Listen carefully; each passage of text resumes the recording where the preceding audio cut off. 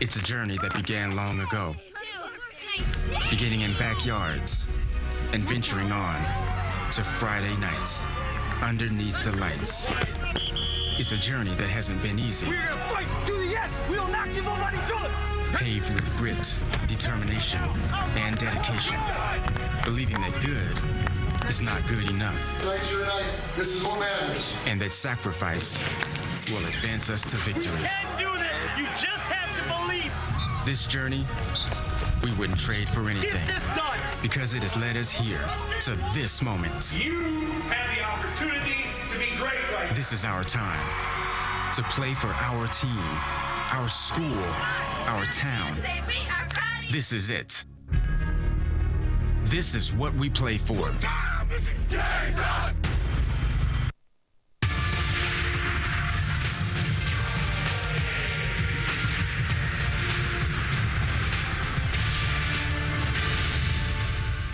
Final day of the WIAA football season here at Camp Randall Stadium, the home of the 2016 WIAA Football State Championships. We're getting ready for kickoff our Division II matchup between the Monona Grove Silver Eagles, an 11-2 record, and the Brookfield East Spartans, coming in with a matching 11-2 record.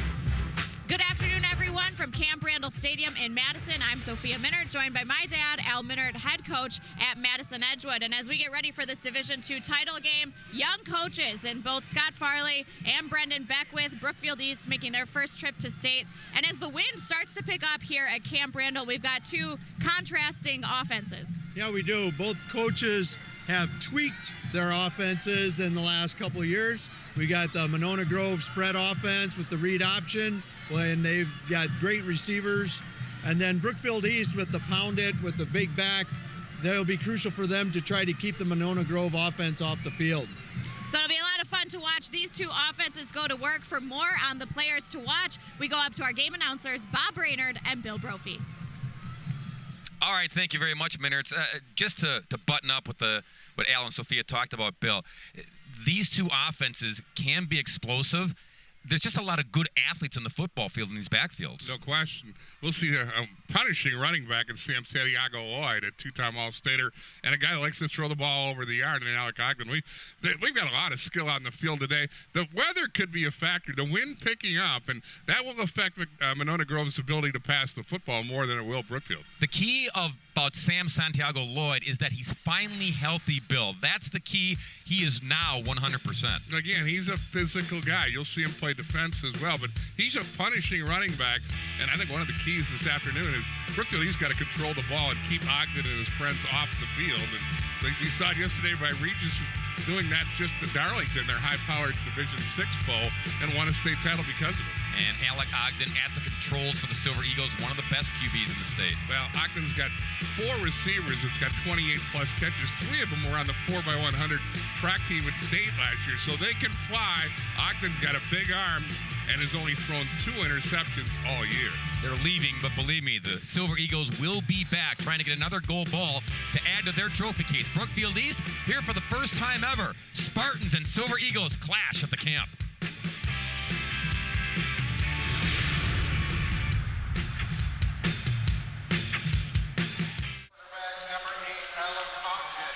Just another typical fall November day here in Wisconsin. Temperature in the low 60s, sunshiny skies. We'll take it. Now, the wind is supposed to kick up sometime this afternoon. It's already been a little breezier than it was for the D3 game this morning, so we'll see if that's a factor in the passing games. But right now, ideal conditions on a gorgeous day. Brookfield East, they're in the white jerseys with the navy helmets and navy tops. You see Monona Grove, color rush, light blue head to toe with the white helmets. They'll receive the ball first. Cam Bauer will tee it up. Andre Naherniak, along with Kyle Sapu, are deep for Monona Grove.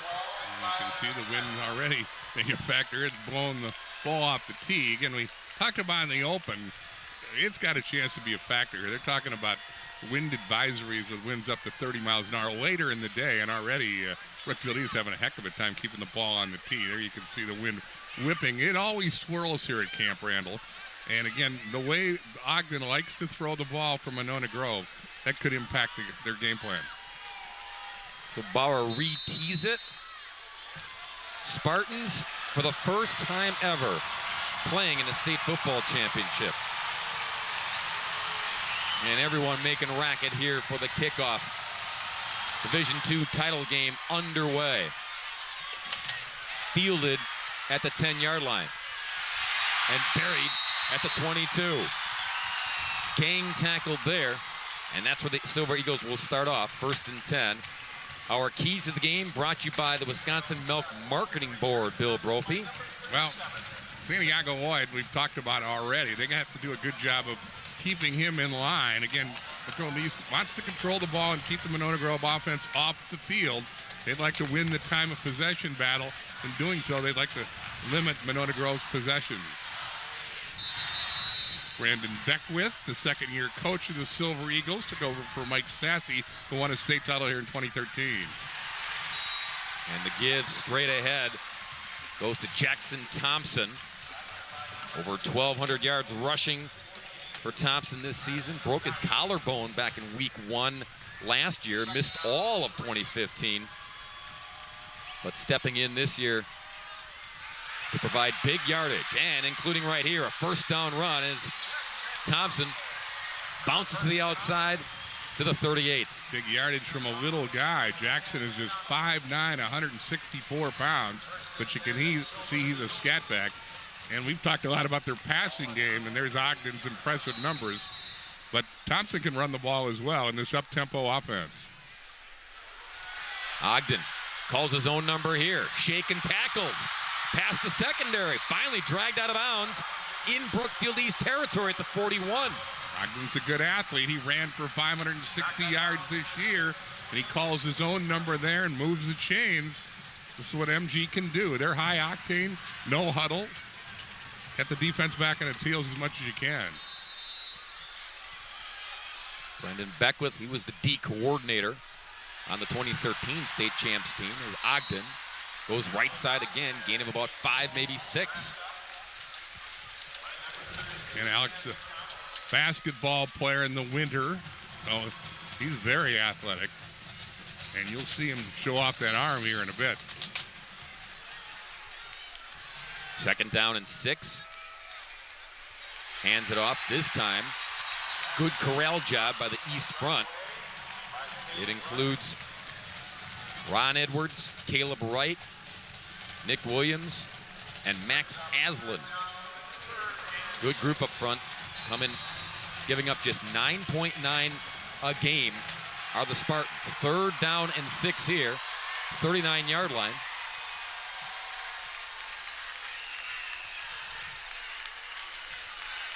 Flash the signs from the sideline. Ogden shotgun. Reels it in. Fires to the sticks. Catch is made by Nathan Ning. And a 1st down for the Silver Eagles. Ning's one of those wideouts that had a big year. He's had 25 catches. Was hurt early in the year. Had some knee issues. And his knee cut on, but he's come back to be a factor in this offense. 29-yard line. Nice bounce by Thompson. That right side has been friendly territory for the Silver Eagles to run. Josh Eisenberger's over there. Honorable mention All-State at the left tackle, along with Casey McCoskey on the right side. Both of them sophomores, by the way. You know, Eisenberger's been playing in for 3 years. He's a load. Bounce. Ogden. 1st down to the 13. Yeah, I beg your pardon. They both started as sophomores. Correct. So they've taken a lot of snaps, a lot of football played at Monona Grove. This opening drive by the Silver Eagles, very impressive. And this is what they like to do. Off the left side. Touchdown. Ball pops out. Think he crossed. Yes, he did. Jackson Thompson with authority. Straight up the gut for 6. Well, impressive drive. We told you they were high octane, and they showed you what they like to do. A prototypical drive for the Silver Eagles. Tacked off. Well, that's the guy who engineered it in Ogden. Thompson, the little guy, goes the final yards, bounces that one out, sheds a tackler, uses a stiff arm and gets in the end zone. 6-0 Monona Grove. And right behind their center, Nick Kimball, provided the block. 13th rushing touchdown of the year for Jackson Thompson. Colin Larsh, all-state kicker. He's a good one. And sneaks it in, battling the wind. Timeout on the field. We'll take one as well. Monona Grove, opening kickoff. Down the field they go. Up the gut they go to make it 7-0.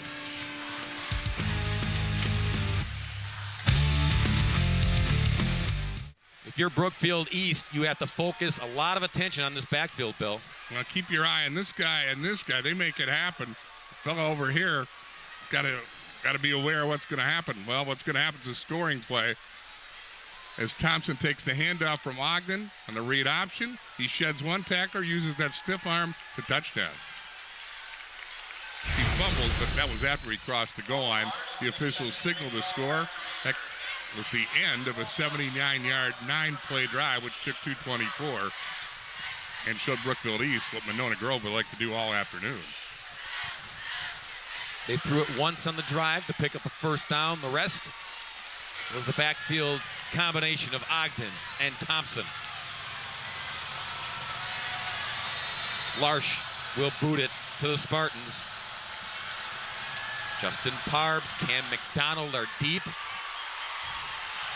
And that's why he is all-state. What a weapon. In and out of the end zone, over the end zone for the touchback.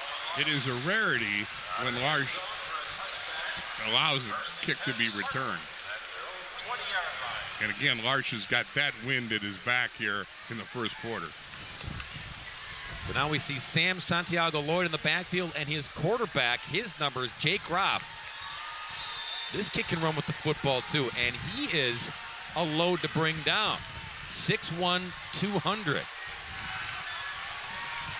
So pick your poison here, trying to defend the Spartans, and Santiago Lloyd, the first carry, out to the 25-yard line. We mentioned in the open that Sam is finally healthy. He got hurt, had a high ankle sprain in week 3 of their season. He missed a game, came back against their rivals, Brookfield Central, played sparingly, didn't want to chance the future.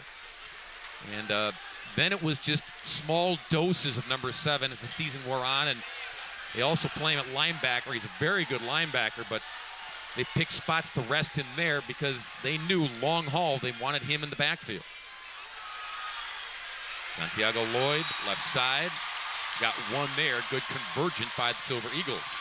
And early in the year, Monona Grove had its problems defensively, and obviously Brookfield East would like to test that defense, but early in the season they gave up 45 and a loss to Wanakee.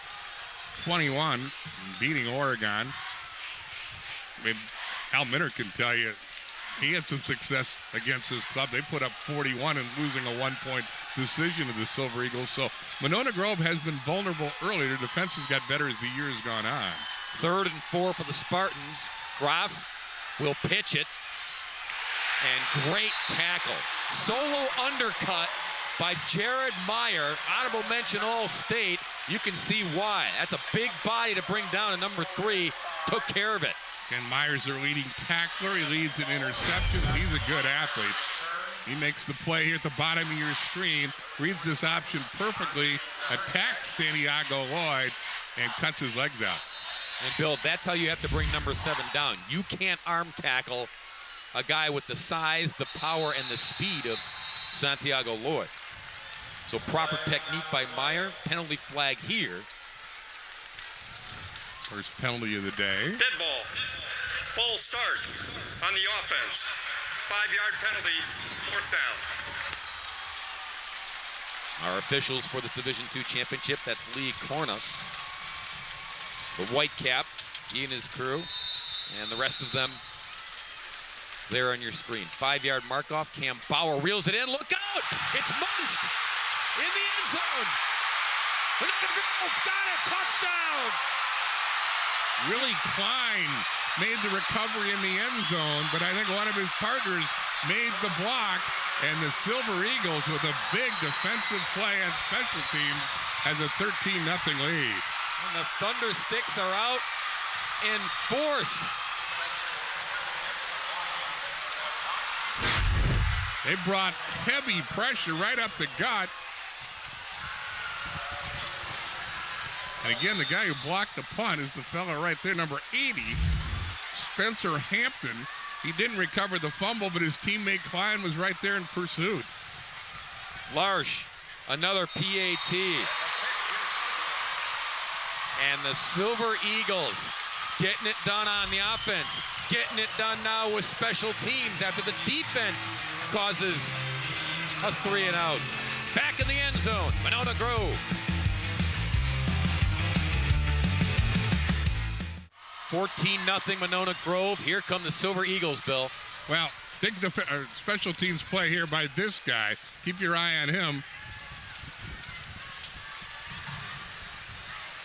He blocks the punt. That's Hampton. He pursues the ball, doesn't come up with it, but Klein does. And those are the kind of plays that win you state championships. Monona Grove's off and running. What an athletic move by Spencer Hampton. He curled around. First of all, busted through the line almost untouched. Then curled around the protection in front of Cam Bauer. Hampton's a big kid, 6'4", 184 pounds. He made the play, and then Klein, another senior, recovered. Nice return here to put Brookfield East back in business and back in the field. That's Justin Parbs. But the Spartans playing uphill now, down 14-0. Spartans have averaged 30.5 points a game, so this is a nice return to give them good field position to get that offense going. Parbs, nice utility player for the Spartans. You see him on special teams. They'll put him in the backfield, wide receiver. He's even taken snaps at quarterback this year. Jake Groff is the quarterback here on 1st and 10. Reads it, carries himself. Marker comes down into the pile as Groff still refuses to go down.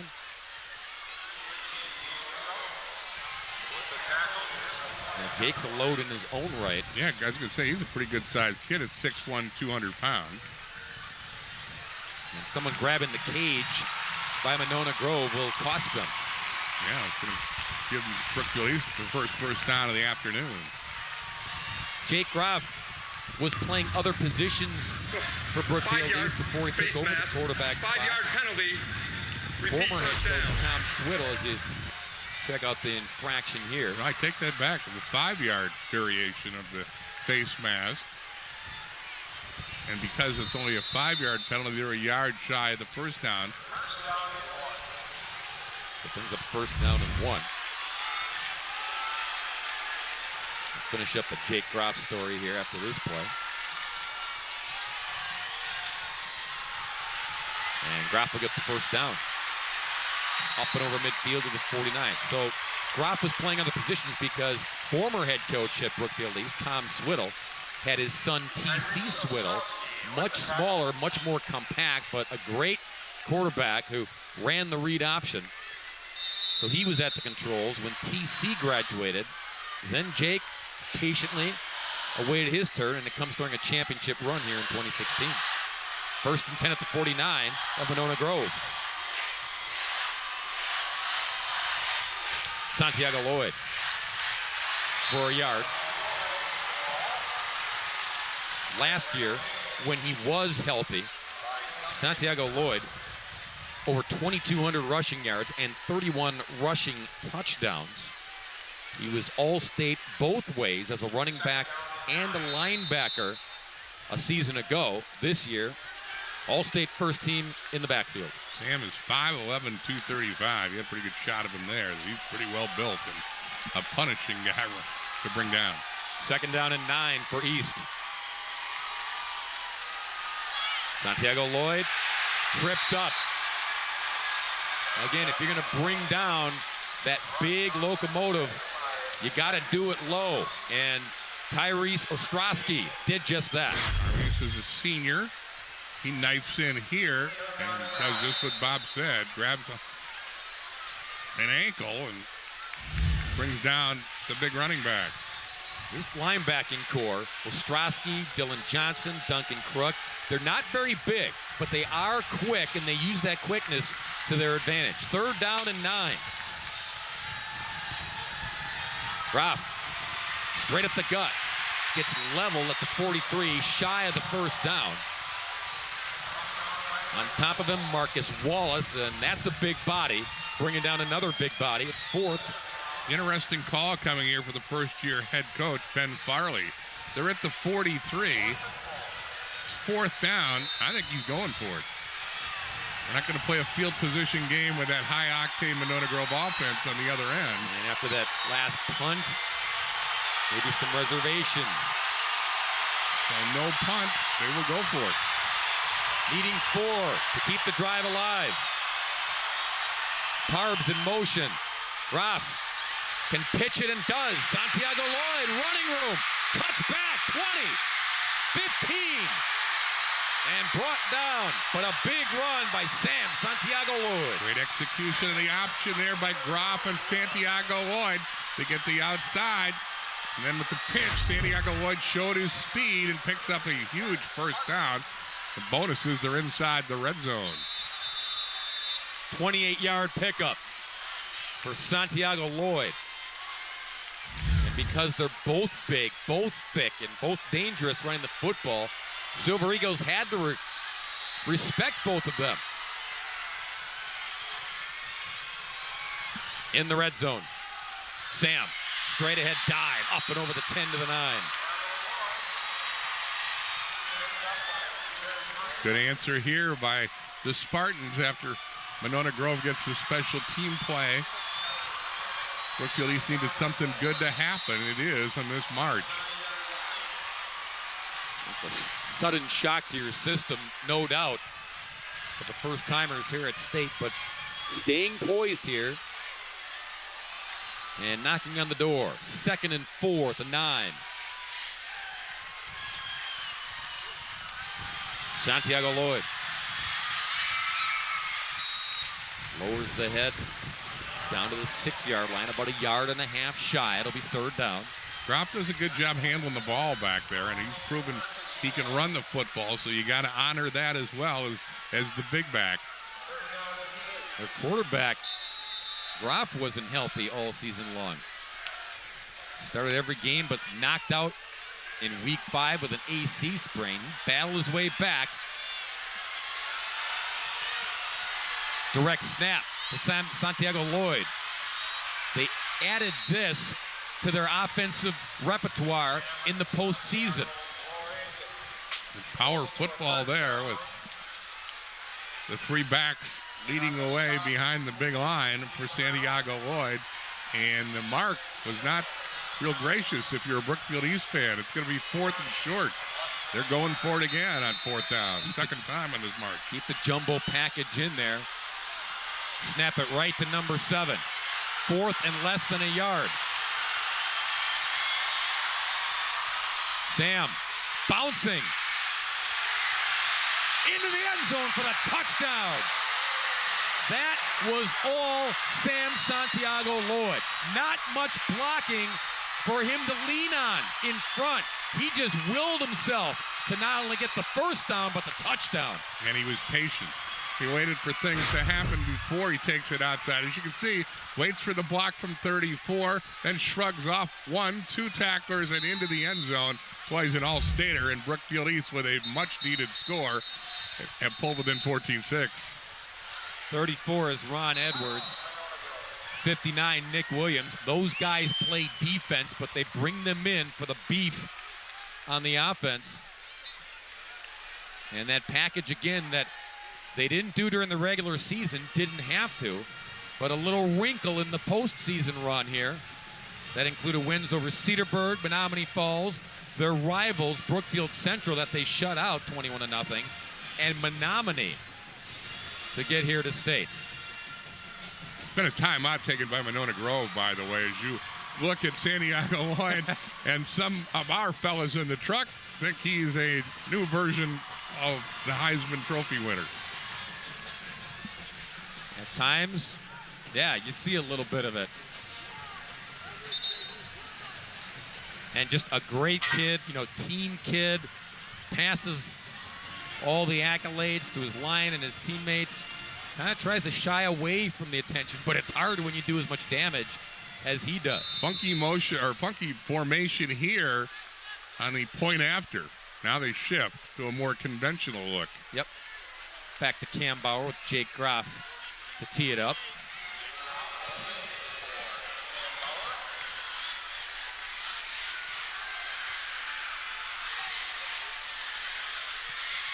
Kick is good. 65-yard drive. It took just a tick under 5 minutes. Sam Santiago-Lloyd had 44 yards on 7 carries on the drive. He got in beast mode when his team needed it most. Got him on the board here.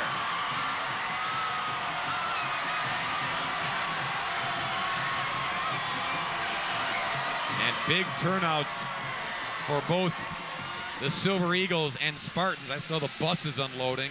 There were lots of them. There you see the drive capped off by Santiago-Lloyd. Direct snap to him. And taking it in for the touchdown. His 23rd rushing touchdown of the year, and that number comes when he missed a few games because of that ankle injury. Brookfield East needed an answer after MG went down to score, and their first offensive series made the big special teams play, and after a 3-and-out, and then Brookfield East does come up with an answer, and there's how the Spartans got here for their first ever state tournament appearance. Yeah, it was not easy. I mentioned the team, Cedarburg, Falls, who plays in the Greater Metro, Brookfield Central, who obviously plays in the Greater Metro. They won at Central 21-0, which was impressive. And then Menominee, who has been to state many times before, won that contest in a knockdown drag-out fight. So Brookfield East certainly earned their rookie visit to camp. Both these teams are surprises that they're here if you look at where things were in the middle of the season. Absolutely. Herniak tries to get to the edge. Not much there. Brought down at the 23-yard line. And Brookfield East finished third in the Greater Metro behind Brookfield Central and Marquette. Monona Grove didn't win the Badger South for the first time in 8 years. They had won or shared the Badger South title the previous 7 years, but they finished behind Monroe. And their playoff run just as impressive. Waterford, Wanakee, Waukesha West, Homestead. They saw a lot of punishing backs in the first 4 levels to get here to Camp Randall Stadium. So, including Ron Dane's son, Javian, yes, who's a junior at Wanakee. Ogden runs right in to the teeth of that Brookfield East defense. Jack Steger was there for the first takedown. And all those wins that Monona Grove posted in the playoffs were on the road. They were a number 5 seed. They went to all the places you just ticked off and were the visitors, yet they're still here at Camp Randall. I asked Brandon Beckwith early this week, you saw a lot of good backs. Does that help you? Absolutely. But he said Santiago-Lloyd, he's completely different than everybody they've seen, including Ron Dane's son. Careening is Ogden to the 25-yard line. It'll bring up 3rd down and long. Monona Grove went 79 yards the first time they had the ball for a score. They'll need 8 to convert and move the chains here.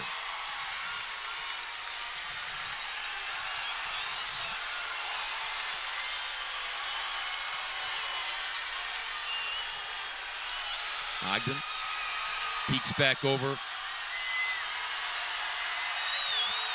Thompson shifts to the right of Ogden and gets it on the little screen. And down he goes. Snuffed out by Brookfield East. Joey Pagel was there with help on the backside. Brings the 4th down. Ron Edwards, 234, made a nice play. The pursuit here by this defense. Ogden felt the heat, dished it off to his back, but they smelled that play out pretty well. And buoyed by the work of their offense, Brookfield East defense makes a big stop, forcing the first punt of the game for MG.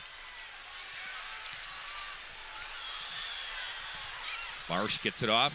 He has double duty kicking and punting. Out of bounds it goes at the 38-yard line. So Brookfield East gets a 3-and-out. They needed that. Offense back on the football field, trailing by a touchdown. And they will have the wind in 21 seconds as well. Silver Eagles got just 1 yard on that 3 and out. There you see the team resume for the team that is back at state looking for their 4th state title. They won it back in 1977 when it was Class B. 84 in Division III, and the last one back in 2013. They were runners-up in 2004 in Division II. 1st and 10 Spartans. Back to the ground, and Santiago Lloyd pushes the pile out to the 41-yard line. And that may be the last play of the quarter.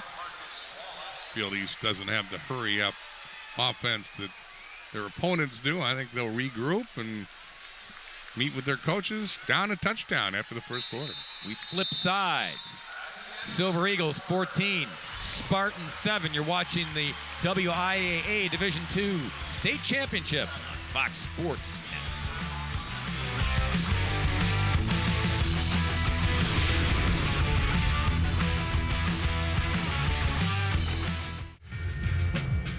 The 2016 WIAA State Football Tournament is brought to you by Marshfield Clinic, enriching lives together for generations. Rural Mutual, premiums paid here, stay here to keep Wisconsin strong. And the Dairy Farm Families of Wisconsin, the Wisconsin Milk Marketing Board. Camp Rendell Stadium here at Madison. Everyone preparing for Bill Brophy's birthday party later this evening. Happy birthday, partner. Thank you, Bob. Nice way to spend it with you and Sophia and Al. Where else would you be? 2nd down and 7. Quick pass by the Spartans. Out to the 44-yard line. Looking up with Caleb Wright. And Brookfield East, they don't throw a whole lot. And when they do, it's a lot of the safe stuff. They do have a junior wide receiver, Patrick Cartier, who's 6'6". And certainly a tall target that is jump ball eligible. Basketball player for the Spartans as well, so don't sleep on him. 3rd down conversions are going to be big today for Brookfield East. They have about a 2-to-1 edge right now in time of possession, and that's what they want to do to win the game. Groff keeps it, running hard and tackled, but a gain to move the chains to the 49-yard line. First quarter numbers, Bill? No, we gave you the time of possession one. And again, Brookfield East wants to control the ball and keep the Silver Eagles offense off the field. They've done so by running the ball effectively. Santiago Lloyd having many of those 68 yards. Again, Monona Grove went down the field effectively on their first series and got the lead. But Brookfield East has shown they got a much-needed touchdown. They're not going to go away. Yeah, the real difference was the block punt for the touchdown. Fresh set of downs for the Spartans at the 49.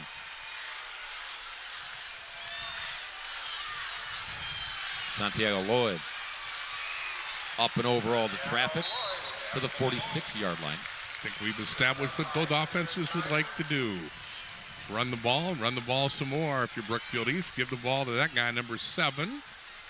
Meanwhile, the guys in the powder blue going to go up tempo. And we really haven't seen their stable of receivers much. Ogden's been pretty quiet throwing the ball, but MG's shown they can move it. 2nd and 5, Brook East.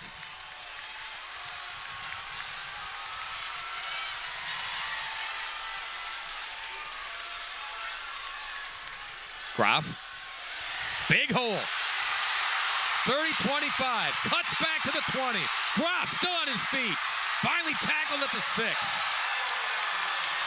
You pay a lot of attention, defenses do, to number 7. But number 17, he'll hurt you too. Well, and they picked up the blitz from Monona Grove. And I think the big play was at the bottom of your screen.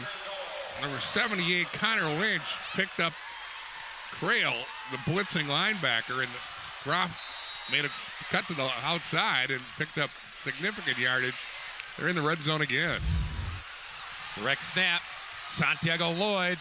Look at him lower the boom. Knocked out of bounds at the 1-yard line. 41-yard run there by Jake Groff.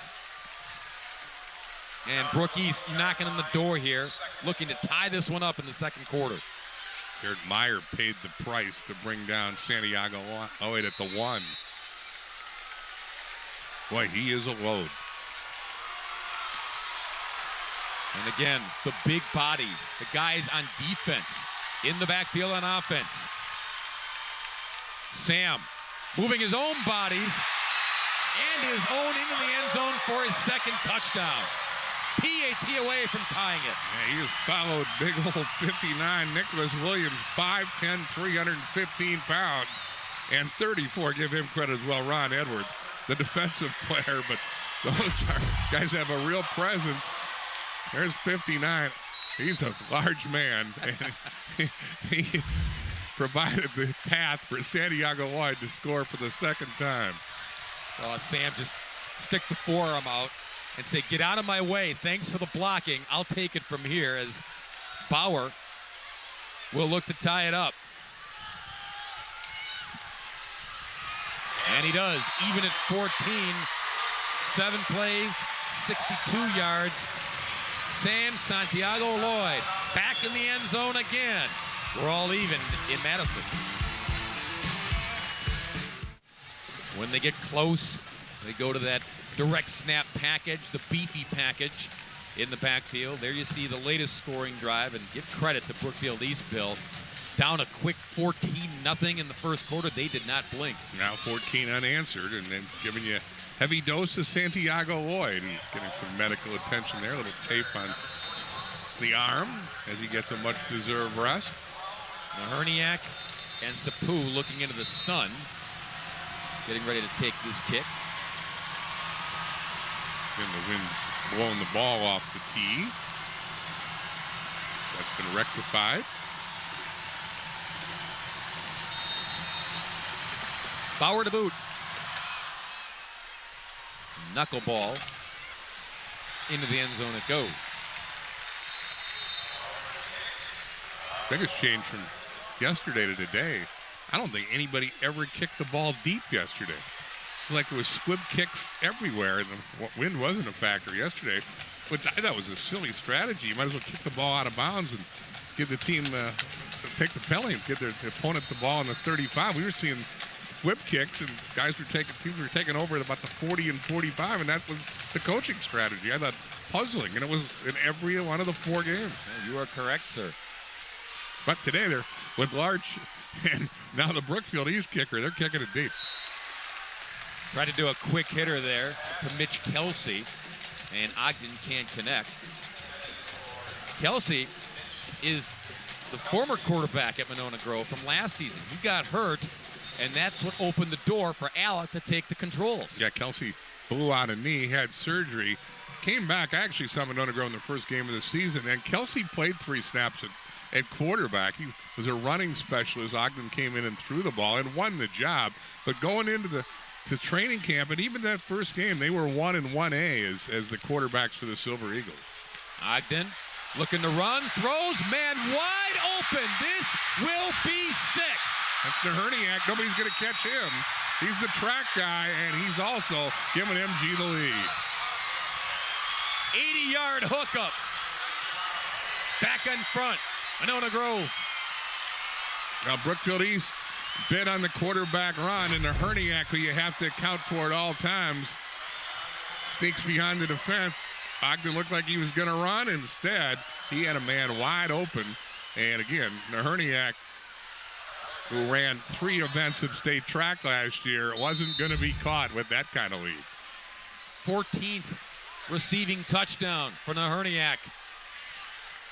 Took them all 14 seconds to regain the lead. Larsh makes it 21-14, and give credit where credit is due. Not just the speed of Herniak. How about Alec Ogden selling it and getting East to bite all the way? Yeah. Brandon Beckwith's in his second year. He brought in 2 assistants from Mount Horeb Barneveld this year, and it's changed the offense. They went from a run-oriented team last year with Torrin Young to a team that goes up-tempo. Watch, this is the quarterback, rolls out.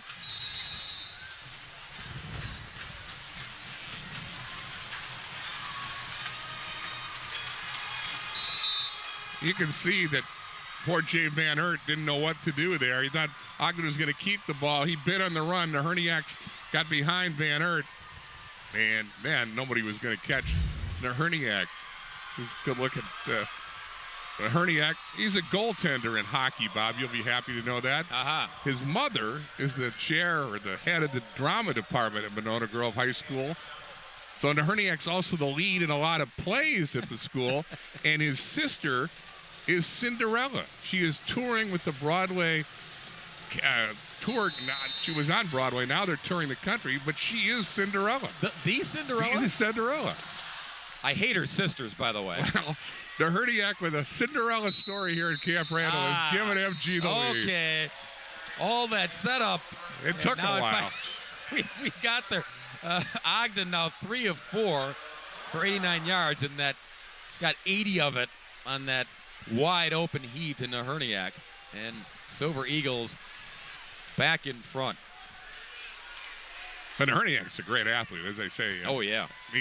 Track may be his best sport, although he's had a big year in football. And, again, he's a good goaltender for Dave Kinsler's hockey program, which starts Tuesday. I think the Herniak may be a little late getting to practice. They got a scrimmage tomorrow, actually, but I don't think he's going to be playing goal. No. You get a hall pass. Yeah. 1st and 10 Spartans back at it here. The hall pass from Cinderella. Carries more weight. Parbs on the jet sweep. Picks up 4 yards. Again, that's what they'll do with Parbs. They'll move him all over the football field. Let him use his speed to his advantage.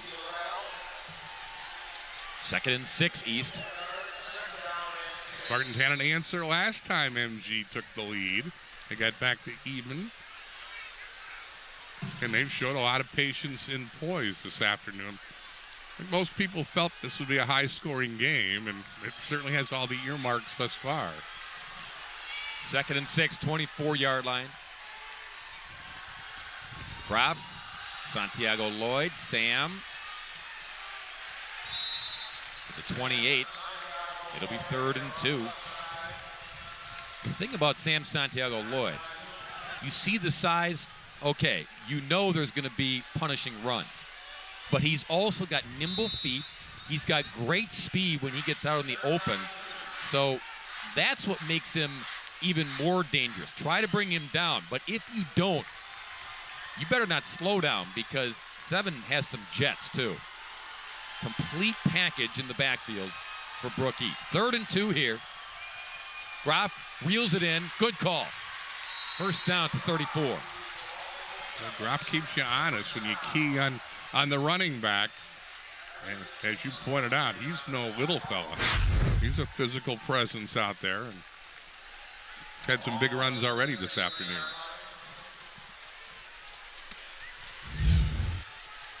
T.C. Swiddle, their quarterback last year, he was a little fellow. And that really, when he and Sam Santiago Lloyd were in the backfield, boy, that kept defenses guessing. 2 different running styles. 1st and 10 Spartans at the 33. Graf again. This time the Eagles are there. Gain of just a couple. Talked about the new coaches for Monona Grove. Brookfield East brought in a couple as well, and obviously it's taken some time for this team to get a new identity, I guess, and gel offensively. Ben Farley, 6 years as the defensive coordinator under Tom Swiddle, morphed into the job as the head coach. Said he didn't change a whole lot, and why would you? With number 7 in the mix, jumping early on the edge, that'll cost him 5. Mike LeClaire will be the guilty party. Dead ball. Encroachment on the defense. 5-yard penalty. 2nd down. So it'll be 2nd down and 3. Tyrese Ostrowski, we've called his name a few times from Monona Grove, already with 7 tackles. Came in this game with 12 tackles for a loss. The leader in that department for the Silver Eagles. Parbs runs through. Santiago Lloyd to the 42. A yard shy brings up 3rd and 1. And again, 3rd down conversions a big stat if Brookfield East is going to have success. They're 2 for 5 so far today.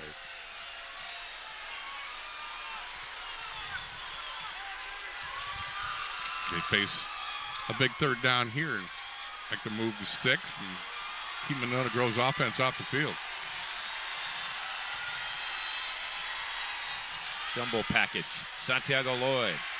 Direct snap to him. First down at the 45. MG's had no answer for that jumbo package, and a lot of teams won't. That's a lot of beef coming at you. It certainly is. But they move the sticks halfway through the second quarter. These are the first down totals. Brookfield East breaking the tie there. 1st and 10 at the 45. Groff back in there at the QB spot. Keeps it. Gathers lots of attention from the Silver Eagles. Casey McCoskey was the first to grab him around the waist. Talked about the new staff at Brookfield East. I think it's kind of cool. You're a Brookfield guy. That all these guys, graduates of the school, they're not coaching at it. Yeah. That's, I think. Ben Farley's an East guy, his offensive coordinator. Jim Jacobson, East guy. Brandon Gonring, who's the defensive coordinator, also an East guy. So what a thrill it is. Yeah, bring a little extra passion to the job when you're coached where you went to school. And then to get to bring them to state. 2nd down and 8. Groff gonna throw. Dump it off. Andy Lucas can't get ahead of steam after the catch, and that's because Jared Meyer was there quickly. He's a good football player. And he was honorable mention All-State, the Badger South Defensive Player of the Year. Reads this one well, and that's a nice tackle, goes low. And he's the leader in interceptions with 6, 5 tackles for a loss, had a couple sacks.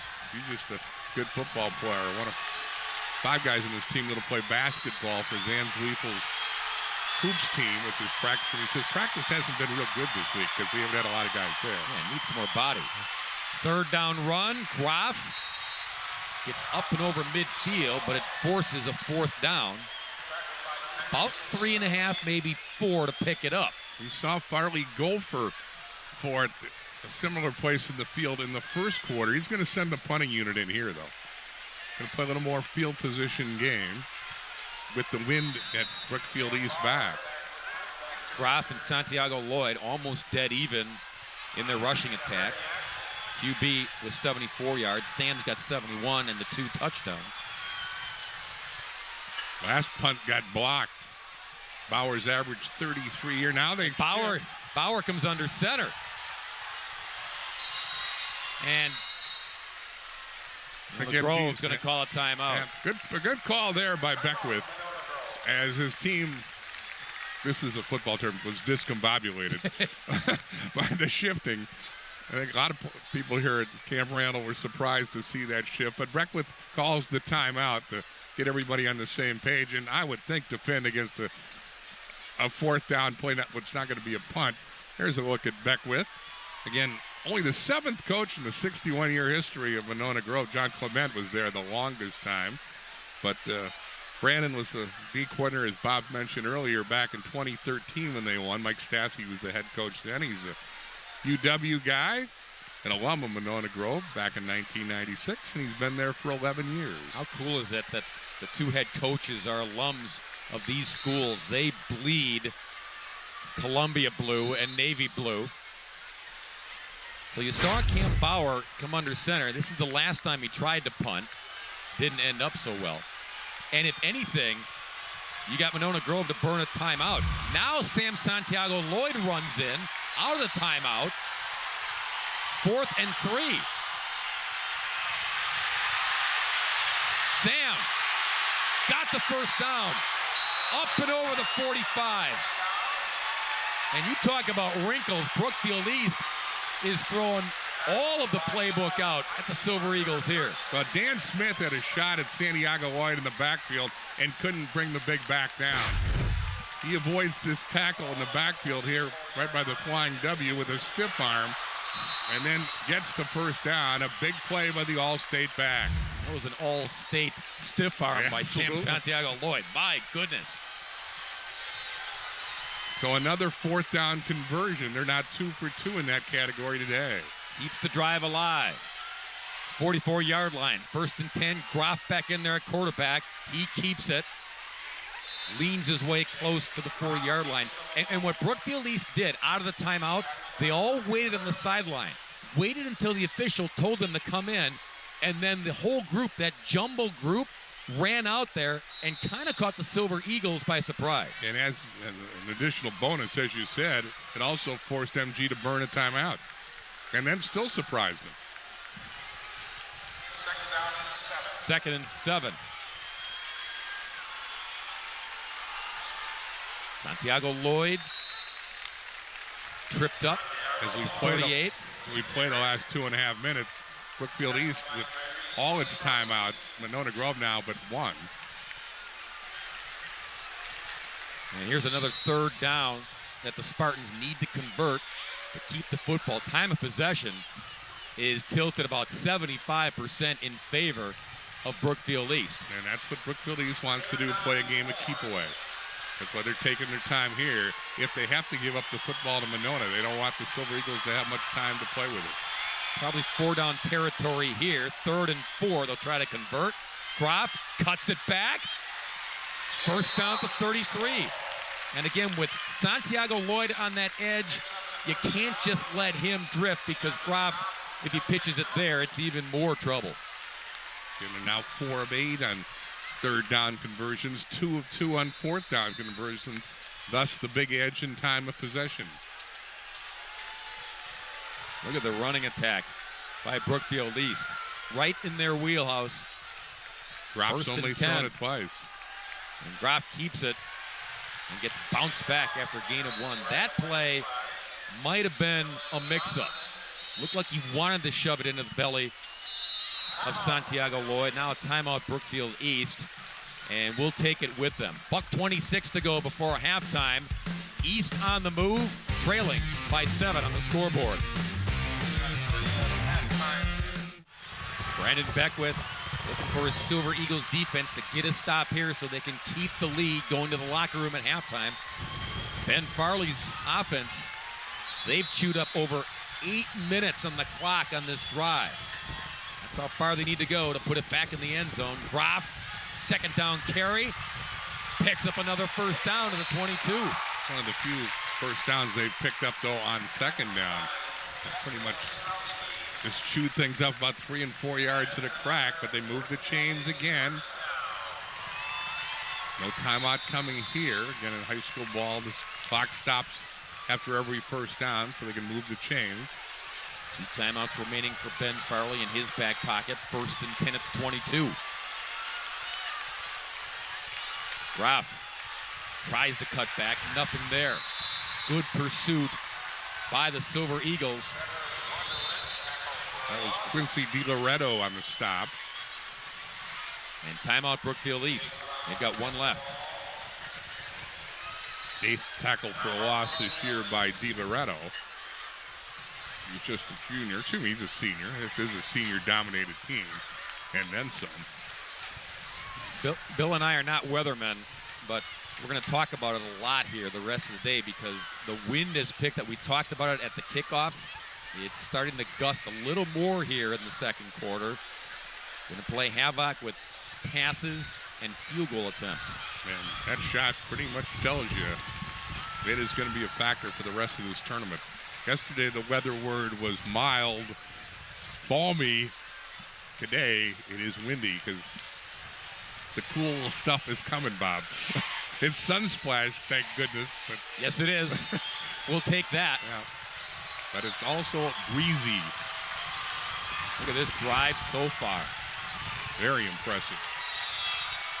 Includes the 4th down conversion and 3 3rd down conversions. 2nd and 10 here, under a minute to go. Groff, pump fake, floater, catch, touchdown! That's Patrick Cartier. Talked about him, Bill. 6'6" target. It's just his 14th catch of the year, but his 3rd touchdown catch of the year. Nice throw with the wind at his back. Put enough air onto the ball, and Cartier comes down with it. He's running right into your screen right here. Stop and go route. Beats the corner. Nice throw. Touchdown. And we're a point away from a tie game. Cartier's a big dude. They use him on that line to block for all the running that they do. But oh, what a time to get him involved in the passing game. 22-yard hookup. Cam Bauer to tie it.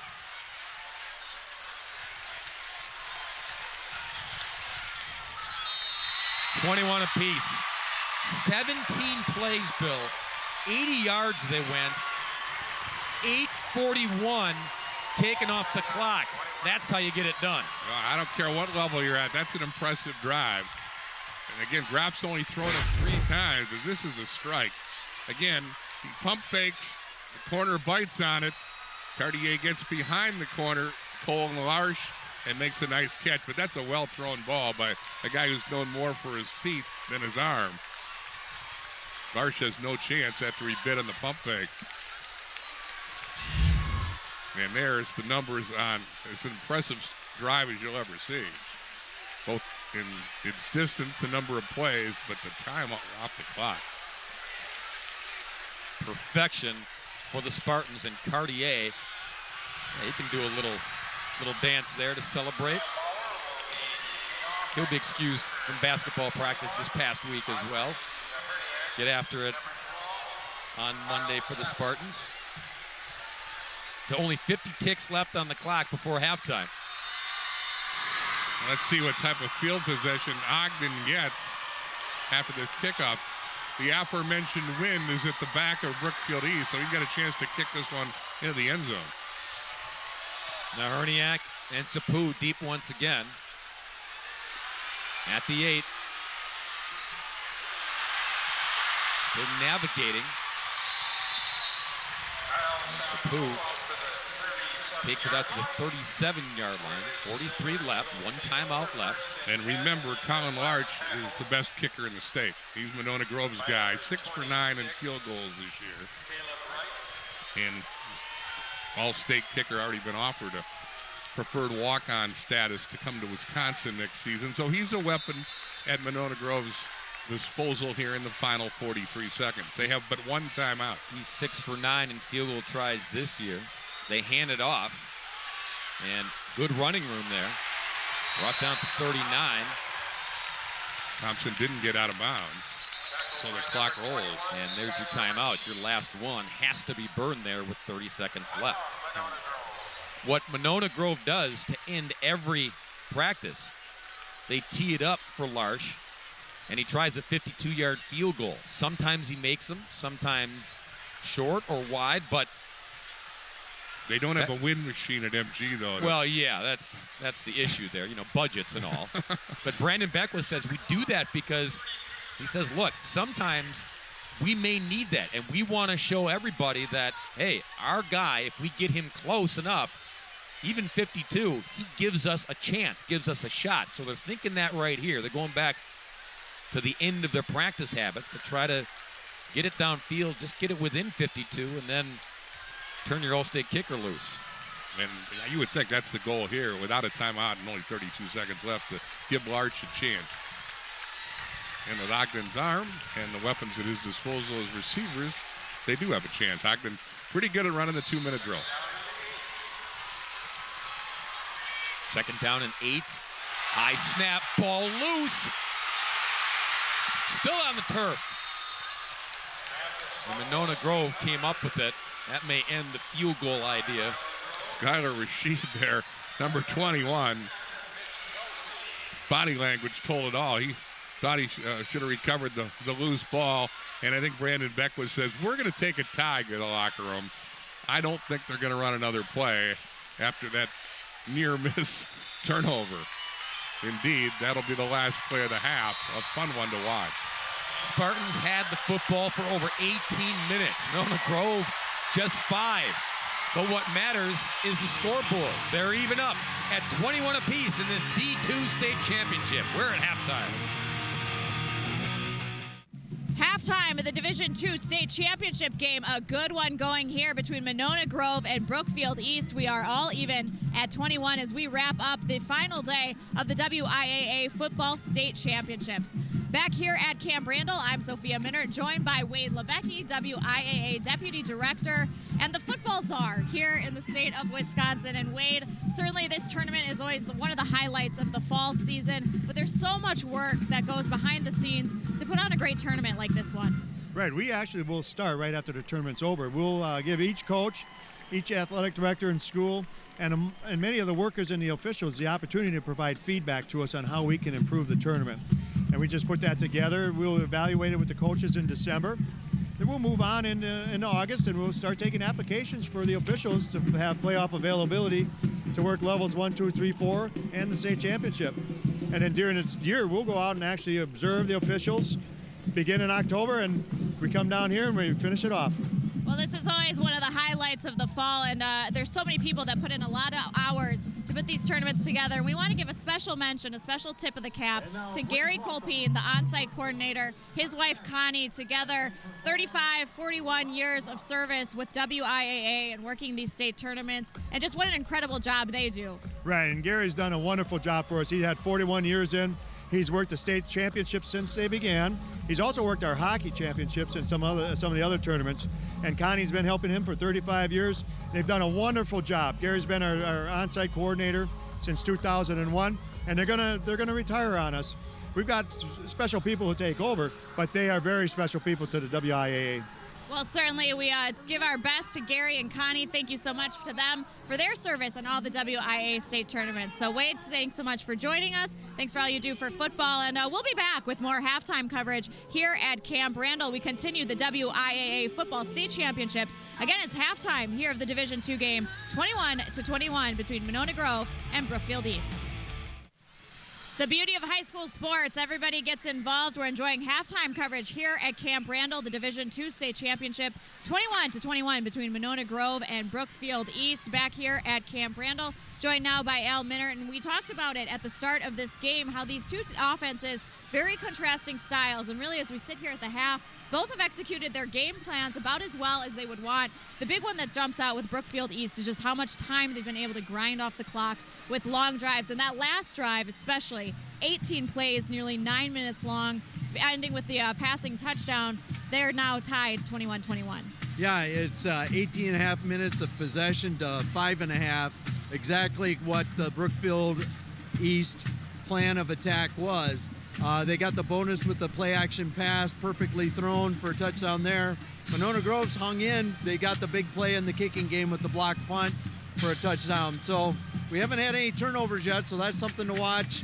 The wind is swirling. That could be a factor in the second half as well.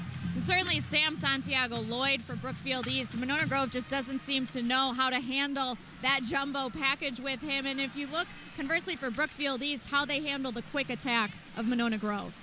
Right, no, and I think they're going to talk about trying to keep the ball in front of them, not let the ball get thrown over the head.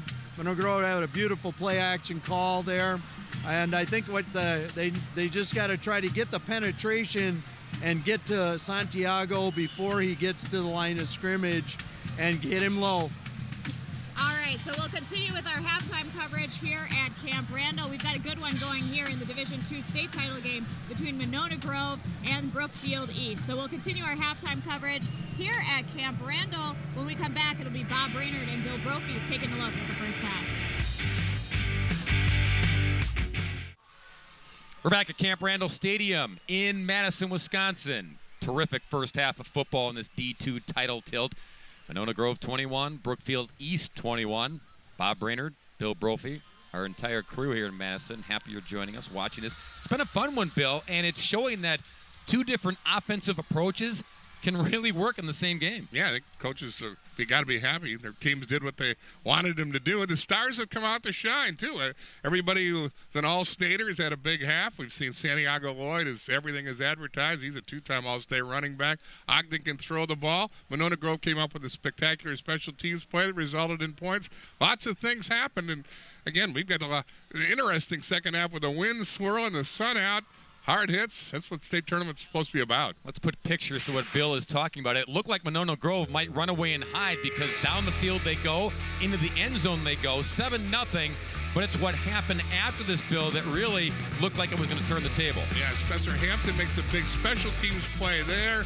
Can't recover the ball in the end zone, but his teammate Willie Klein can. All of a sudden, it's 14-0 MG early in the game, but Brookfield East wouldn't go away. Santiago Lloyd rumbles, stumbles, mumbles in for the first All score. of those. And there he does it a little more conventionally behind those big old convoys in front of him. All of a sudden, it's tied up at 14. And then Monona Grove goes to the air. They caught the secondary napping. Way action there. Ogden looked like he was going to run. Instead, he passed. The sprinter, Neferniak, holds Cinderella with a score. Was 21-14 MG. And then through the air, Brookfield East connects to tie it up before halftime. Patrick Cartier reels it in to make it 21 apiece. And as you look at the numbers and the thing that sticks out, Bill, time of possession. But again, sometimes that means something. Sometimes it doesn't because we're all tied up, despite the fact that East has cradled the football for almost 19 minutes in the first half of this one. They converted 2 fourth downs. They converted 5 of 8 third downs. I mean, that's an impressive time of possession stat. Groff and Santiago Lloyd provided most of the 175 yards. Ogden with 89 through the air. Again, the stars have shown in the sunshine. Buckle your seatbelts for the second half of football in this one. The D2 championship is tied at 21. We'll get ready to kick off the second half of this one from the camp in Madison. Had some great halftime entertainment. Bands were on the field. Dance teams were out there. And now they have cleared, and the Spartans and Silver Eagles have reappeared. Warming up, loosening up, get ready for a great second half of football here for the D2 state championship. Silver Eagles 21, Spartans 21. Second half commences when we return. The 2016 WIAA State Football Tournament is brought to you by Marshfield Clinic, enriching lives together for generations. Rural Mutual, premiums paid here, stay here to keep Wisconsin strong. And the Dairy Farm Families of Wisconsin, the Wisconsin Milk Marketing Board. Greetings once again from Camp Randall Stadium here in Madison. The start of the third quarter for Monona Grove and Brookfield East. Tied at 21 in a very entertaining first half of prep football. Brookfield East will get the ball to start the second half. We'll see if they can continue their grinding offense. It isn't pretty. It's just pound the rock. Yeah, it works. Ben Farley urging his troops on. How about his story? First-year head coach. Again, 6 years under Tom Swiddle as the defensive coordinator. But what he was doing last winter, he was the basketball coach at Menominee Falls, a rival school in the Greater Metro Conference. And when Tom Swiddle retired, the opening came open, and Ben Farley said, why not? So he had to leave his post, can't coach basketball at Menominee Falls. Said it was a tough decision, but a chance to be the head coach at your alma mater, well, I think that decision's paying off in big-time dividends, taking them all the way to state here in 2016. It's been a magical year. And again, these are two improbable teams to be here. When you look at the field to start the Division II competition, which is such a competitive field. I mean, you could make the case Division II may be the toughest division in the state.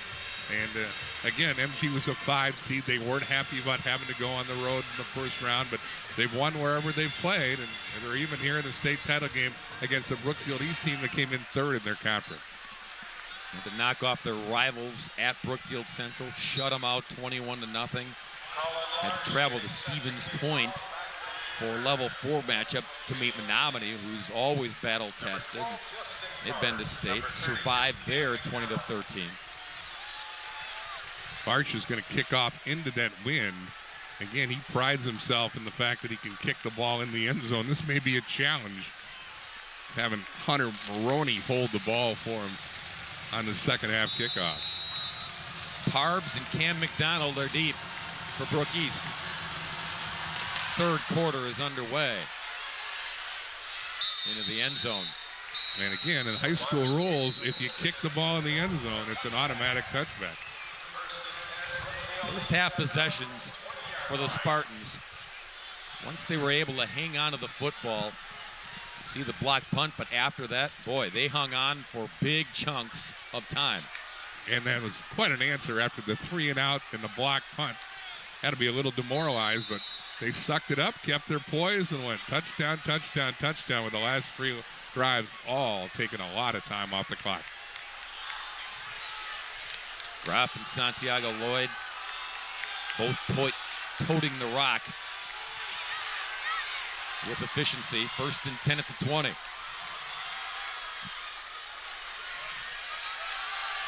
Sam goes right, cuts back left, gain of 4. Yeah, I don't think this game plan is going to deviate much coming out of the locker room until Monona Grove shows they can stop that big back in front of a big line. If it ain't broke, don't fix it. I mean, you know what I'm trying to say. That's what they say. I don't know who they are, but 2nd and 7.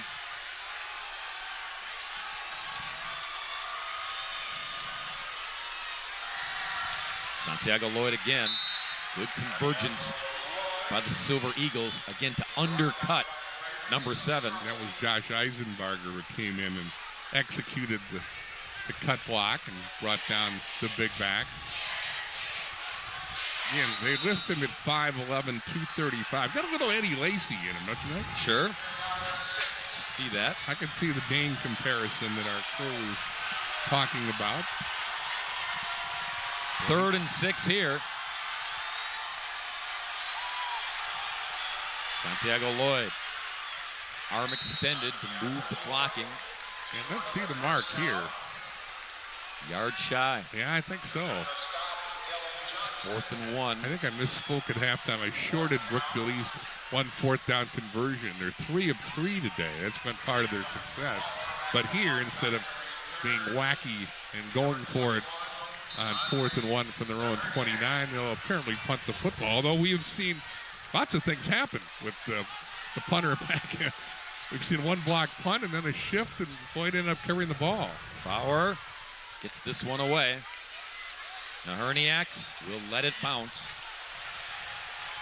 It'll roll and die at the 21-yard line. Brook East goes 3 and out, only got 9 yards. Had to boot the football away.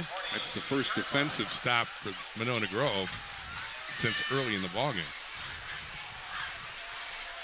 The possession chart in the first half for the Silver Eagles. 1st and 10, Silver Eagles.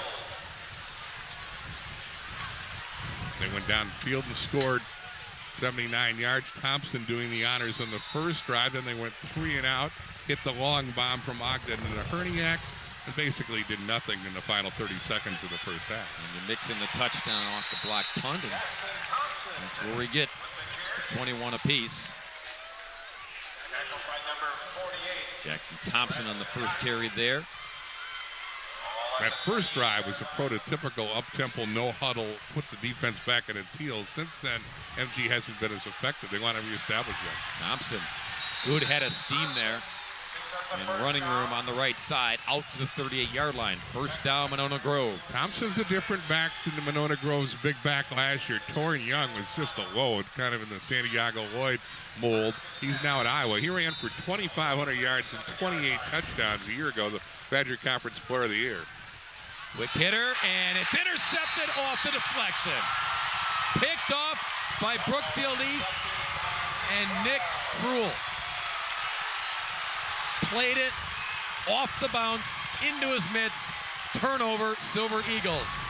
The Herniak probably should have caught it. They get a bounce, and Brook East is in the right spot at the right time.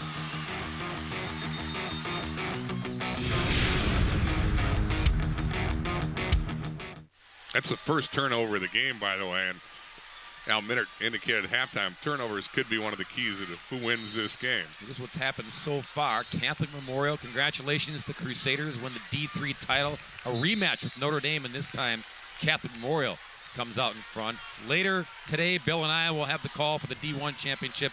Kimberly riding a 55-game win streak against the Franklin Sabres. That should be a dandy. Congratulations to Bill Young, longtime Hall of Fame coach for Catholic Memorial. And to John Nowak retiring. Going to go out as a runner-up, and that ain't a bad thing. A lot of other coaches would love to be in his position, but he's had a great career at Notre Dame. And, yeah, I'm really looking forward to seeing that Kimberly-Franklin battle. Franklin can throw it all over the yard. Kimberly, what more can you say? Kimberly, yeah. Their winning streak is amazing. 1st and 10 at the 44. Loose ball. Still loose.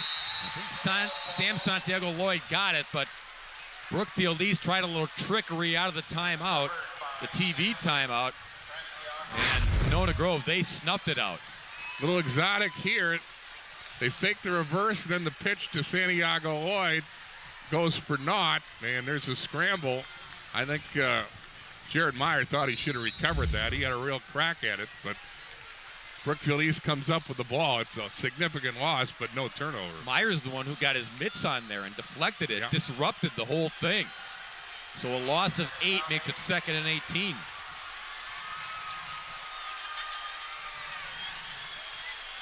Ref. Running room. Picks up the first down.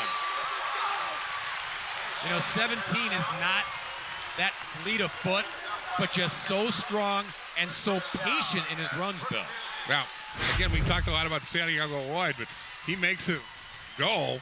They have to be concerned about the option pitch. Instead, Groff keeps it and runs hard, picking up the first down even after the 8-yard loss on first down. Trying to cash in off the turnover. 1st and 10 at the 33.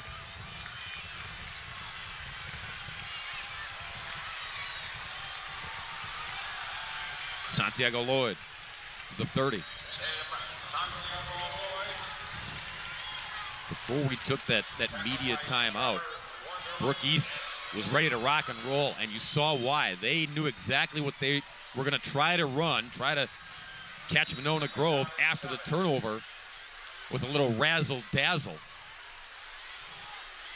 Going, you got to wait a couple minutes. Momentum you gain from the turnover kind of goes away. And we don't see TV timeouts during the year, so the coaching strategy changes here in the final game. 2nd down and 7. Groff keeps it. More running room. Straight ahead, up and over the 20. Another first down for Brook East. And Groff's been very impressive this afternoon, not only in engineering this offense and making the reads and the option, but carrying the ball himself. Got one touchdown pass, but it's the way he's run the football, I think, which has been more impressive. He's got a good arm. We saw that on the nice touch to Cartier for the touchdown. But when you're able to get running room and use your big body and have another big body at your disposal in the backfield, which is this young man, to the 16.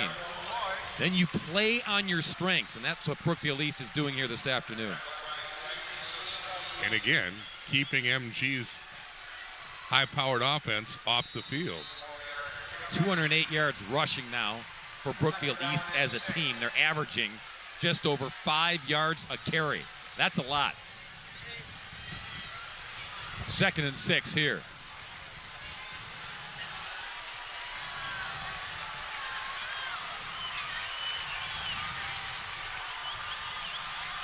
Santiago-Lloyd destroying bodies along the way. Picks up the first down. It'll be 1st and goal, Spartans. Again, they had a shot at him in the backfield, but instead of using a stiff arm there, he just ran past the ankle tackle and picked up substantial yards.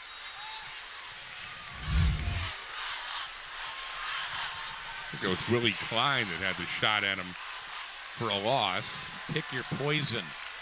7 or 17. 1st and goal, Brook East. It's 7. 4-7 for 6 now, but a touchdown. Brookfield East. Sam Santiago-Lloyd, his 3rd of the day. And for the first time today, Brookfield East has the lead. Just a machine. 25 scores on the ground for Sam Santiago-Lloyd this season, almost untouched until the very end. Just to power back ran over Dylan Johnson, who couldn't bring him down.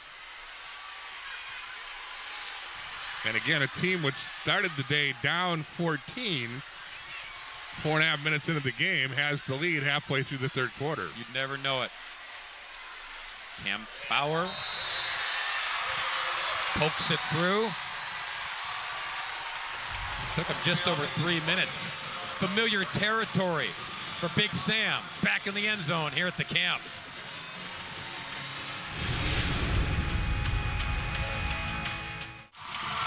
The front of those Brookfield East jerseys, you might have caught it. It's B''East. Might as well just erase the apostrophe for Sam Santiago Lloyd because he is a beast. Yeah, I thought they had his uniform inside, or that should be the back of it. Yeah, no. That should be his name. That's Beast. That's by design. That's a little subtlety that Tom Swiddle had on the jerseys a couple years ago. Boy, it's appropriate for 7, though. He is a punishing running back. And last year, when he was healthy, 31 rushing touchdowns. He's now up to 25 and hasn't played the entire 14-game slate. So the latest drive after the turnover, Brook East makes good and puts it back in the end zone. From the 6.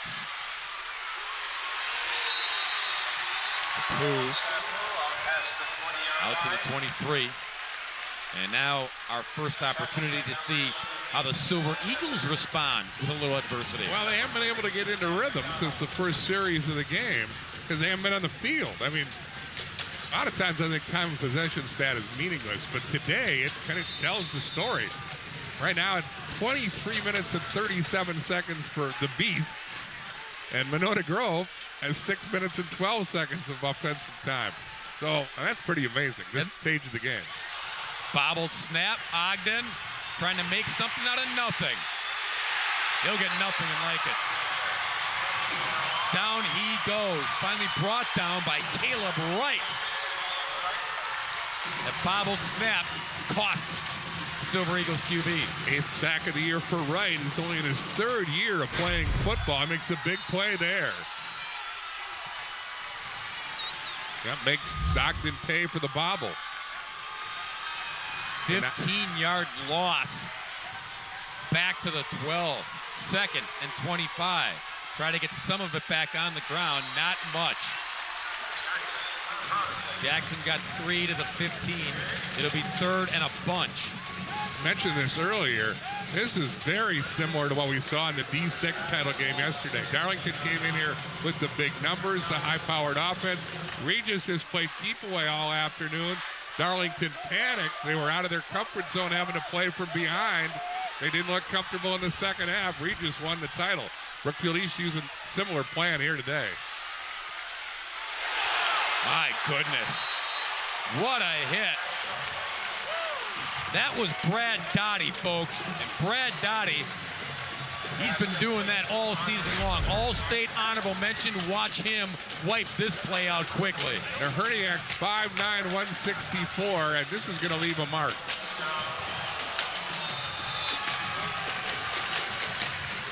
Dottie's the Mike linebacker. He started every game since his sophomore year. They put a lot on his plate, and he has delivered. First drive of the second half for Monona Grove. They go 3 and out and only get 3 yards out of the deal. That time of possession is going to seesaw back and become even more lopsided as they punt it away back to Brookfield East. Well, I always think, I think at every level, but particularly in high school, that first drive coming out of the locker room is an important one. It sets the tone for the second half. In MG's case, it resulted in a turnover. Brookfield East takes it in. Then MG does nothing on this latest drive. Let's see if Brookfield East can go for the jugular right here. Again, you know they're going to want to control the ball and take time off the clock. Now underline that goal more than ever now that they had the lead for the first time. Things have shifted here in the second half on the scoreboard and momentum-wise. 1st and 10 Spartans. Quick handoff. Santiago Lloyd into Silver Eagle territory at the 48. Sam had to fight back from that high ankle sprain, Bill. He also had to deal with the mental part. It's a trust thing, and different players have different avenues on how they think they're finally over the hurdle, where they trust that it's not going to happen again and end my season. Well, you gotta know when you plant that foot that you can cut. And took Sam a little bit until he was completely comfortable. Groff runs into Cartier and the Silver Eagle defense, still gets the first down. Another first down for Brookfield East, and Monona Grove just can't get him off the field.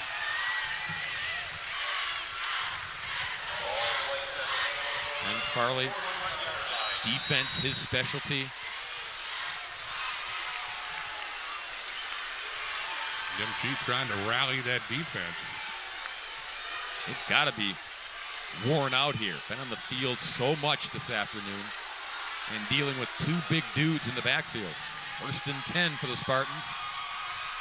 Groff straight ahead. Nimbly, he goes up and over the line of scrimmage before being brought down. Marcus Wallace was there. Brookfield East been really flawless today. They only had one penalty. They haven't turned the ball over. They've basically done what they wanted to do, and that's just grind it out on the ground. So good look at Wallace there, big and thick. He's that hole plugger in the middle for Monona Grove. 2nd down and 5. Groff again. 1st down to the 30. Again, he runs that option so well when they've got to be cognizant of Santiago Lloyd at all time. And then Groff has shown he's a threat to run the ball, and just once today he threw it for a touchdown. But he too is a horse. Again, when Ben Farley took over, this is the Tom Swiddle offense, and he decided, I'll just concentrate on defense. I'm not going to mess with this because I've got two great athletes back there, and it works. So why would you? 1st and 10 at the 30. Back to Sam. Muscles his way to the 24. Clock rolling down, 2 minutes left here in the 3rd quarter. Spartans taking their sweet time. You know, that's been the plan all day. Why deviate now? If you're wondering, where is Sam Santiago Lloyd going to play at the next level? Nowhere yet. Still available, coaches. 2nd and 4. Groff still wants to throw. And down he goes. Great coverage sack there by the Silver Eagles. Nothing available downfield. Brings up 3rd down. There's Ostrowski who made the play and got the much-needed sack, his 3rd of the year. You see, he goes right. Again, they haven't thrown much today. And there's, you can see number 12 is well covered by Meyer. That was Parbs is the fellow you wanted to throw it to. But Meyer had him blanketed. So for one of the few times today, this is the 3rd and long. Yeah, better to eat it there. Meyer's got 4 picks on the season. 3rd and 9 for the Spartans. Groff overshot his man. Tried to hit the little screen to Caleb Wright. Not sure if Wright had running room on the backside anyway, so it's 4th down. And you're in that area where you might as well just go for it rather than pooch punt. And Cam Bauer is not much of a threat for a field goal. He's 2 for 2 this year, but this would be a 46-yard field goal. He does have the wind at his back, but it doesn't look like Farley has confidence in his kicker from this range. So it's 4th and 9. Again, they're 3 for 3 on 4th down conversions today. Groff can pooch punt it too. Watch out for that. No, he'll just carry it. Tumbles up and over the 24. Not enough. 4-yard shot. So Monona Grove gets the stop and takes over. Trailing by 7. Luke Happenval with a much-needed stop for the Silver Eagles. And they'll try to get their much-hyped offense back into gear. The offense that has run only 22 plays so far, Bill, to 55 for Brookfield East. And again, it's tough to feel comfortable. They had how many in those plays in the 8, I believe, in the opening series? 1st and 10. Fake the end around. Ogden tries to take off, spins, and then runs into trouble. There for the greeting, Caleb Wright once again. Very gifted young man. Last season they had him in there. He was figuring things out on the fly. And took that next step this year. Ball was tipped. And it falls to the turf, incomplete. Gonna bring up 3rd down and 10. Still 3 ticks left. I thought they actually might take that snap in the next quarter. Again, now they're throwing into the wind. They will have the wind in the 4th quarter, but now it's a 3rd down play going into the wind again because of the incomplete pass. What do you do here on 3rd and 10? Ogden checking the flashcards, the hand signals.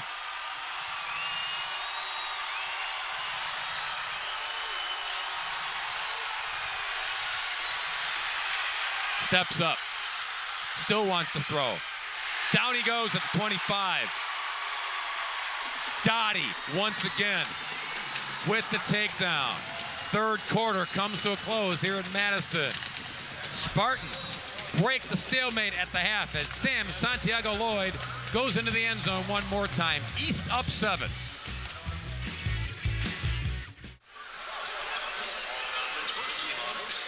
Fourth quarter has arrived here in Madison in this D2 championship. Spartans lead it by a touchdown. The numbers through the first 3 quarters, when you look at them, time of possession still ridiculous in favor of the Spartans. In that 3rd quarter, Bill, the possessions for the Silver Eagles. Interception, which led to the touchdown. Punt 3 and out, punt 3 and out. You talk about rhythm. Monona Grove just can't get it. Yeah, they have no rhythm in the second half today. Larsh, high kick. Nobody back for Brookfield East, and that's why. They just watch it sail out of bounds. Not very productive kick there. The Spartans, though, say thank you very much. We will take it. So a short field for Groff, Santiago Lloyd and company. They're going to put it down. Looks like the 48-yard line of Monona Grove. Referee crew still conferring.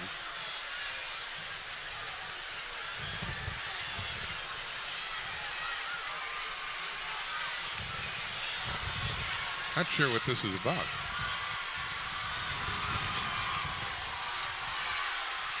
I guess we had some issues on the scoreboard clock. It didn't start immediately. Looks like it's rectified now. It took 5 seconds off. So both coaches, I think, have been notified of what the problem is. Well, it looks like we'll play on. 5 seconds into the 4th quarter. And East has the football back.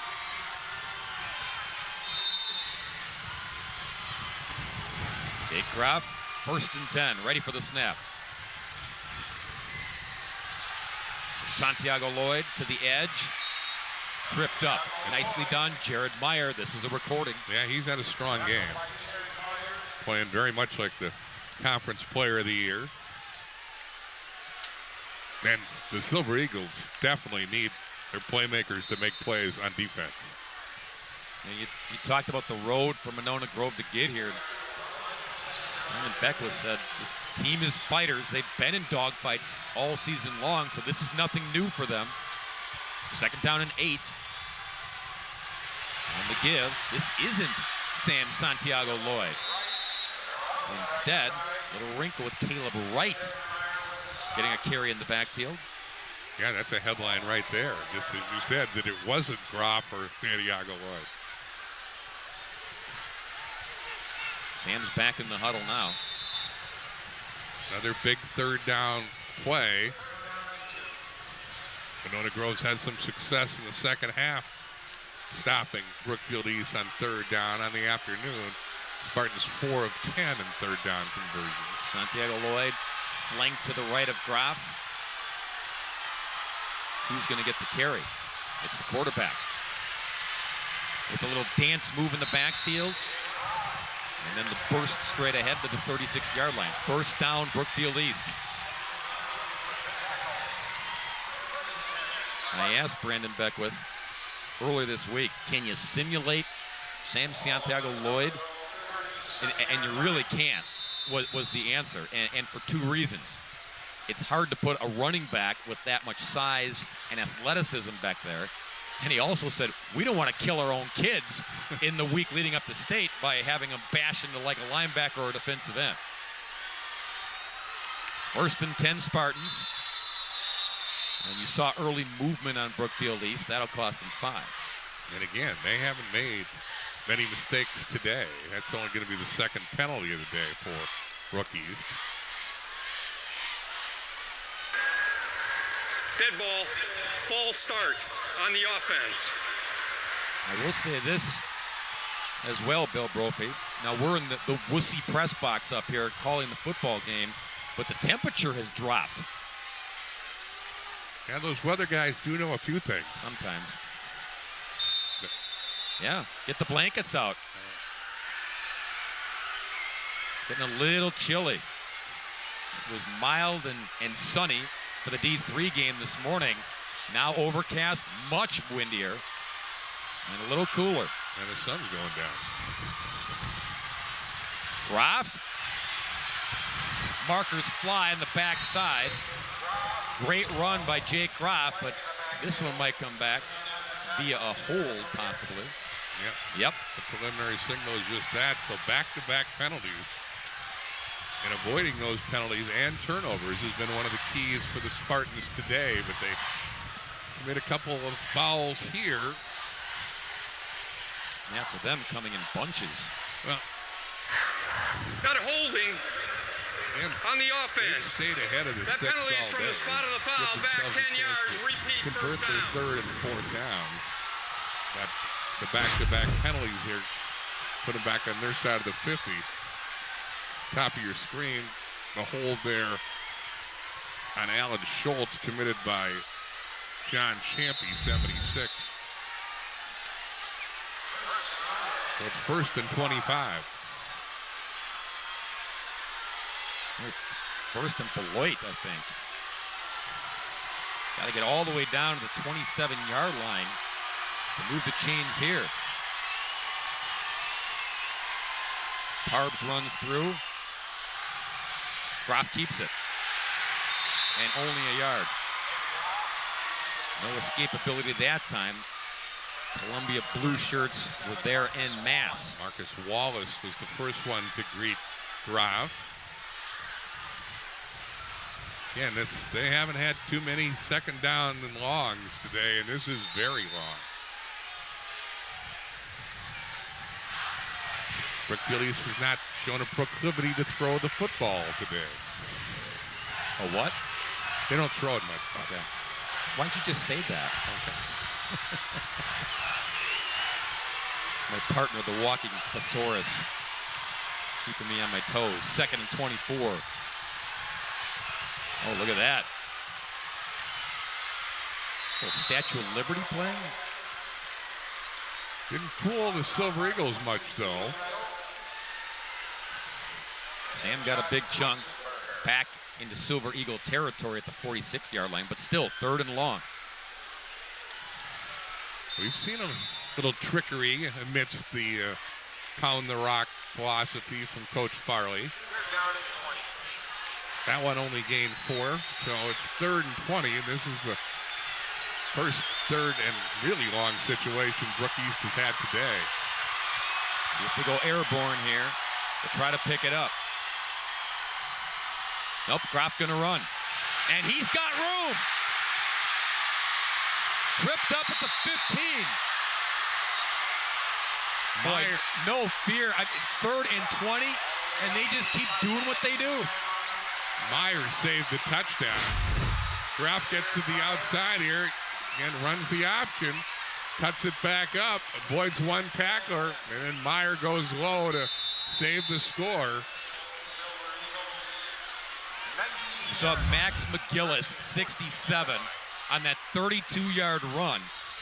He's the biggest of the big bodies for Brook East, 6'3", 300, along with Max Aslan, Matthew Johnston, and Everett Cartier. That's the twin brother of Patrick.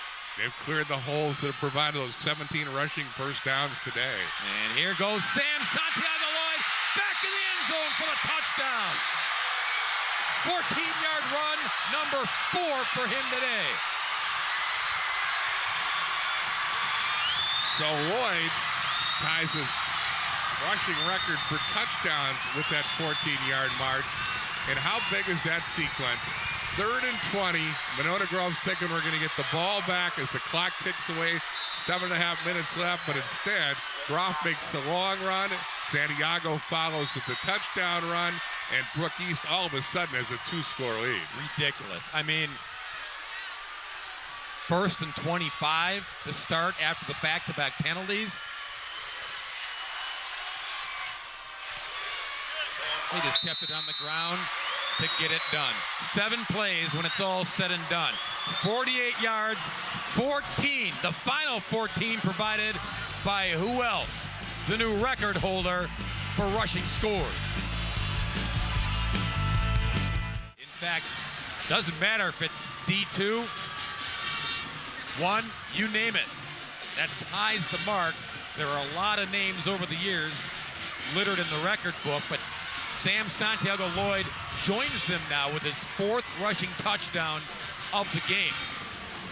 What a running game Brookfield East has shown this afternoon. Groff, who made the big run for the 3rd down conversion preceding Lloyd's latest score, now gained 176 yards rushing today. He's also thrown a touchdown pass. Lloyd now at 142 with those 4 touchdowns, which ties the state record. Well, quite a 1-2 punch for Brookfield East. Santiago-Lloyd fueling up. He's going to go back out there and play some linebacker. Well, they might give him a breather here. Again, they pick their spots just so I don't know if he needs to be fresher, but my goodness. Maybe they just want to keep him lathered up, keep him involved. What a 1-2 punch by the Spartans on a short kick here, handled at the 22-yard line. That's Taylor Duncan. Duncan, catch and carry, breathing room in front. And Monona Grove, again, it's been hiccups for their offense. They wait a long time to get back out there. And you see Brandon Beckwith trying to fire his troops up here to do something. Remember, it was tied at 21 at the half. It's been all Brookfield East in the second half. But remember, MG played one game where they lost 157-56 over Fort Atkinson. They beat Edgewood 42-41. They beat Waukesha West in the playoffs 43-42. So they have played close games and they have come from behind, and they're going to have to do it today. It's right in their wheelhouse as Ogden gets them off to a great start. Down to the 41-yard line of Brook East. This is when going quick all season comes in handy. Ogden again. Marker down in the backfield. Might be a hold. Very late marker, but I think you're right. It is a hold, and it's against Monona Grove.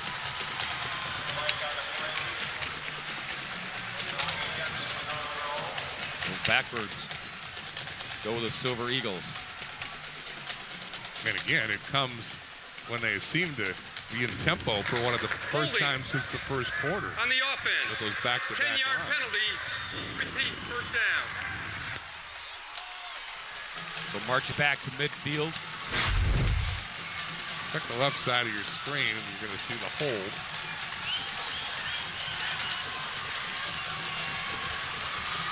Kelsey, I believe, is the fella that commits the foul. 1st and 20. Big burst.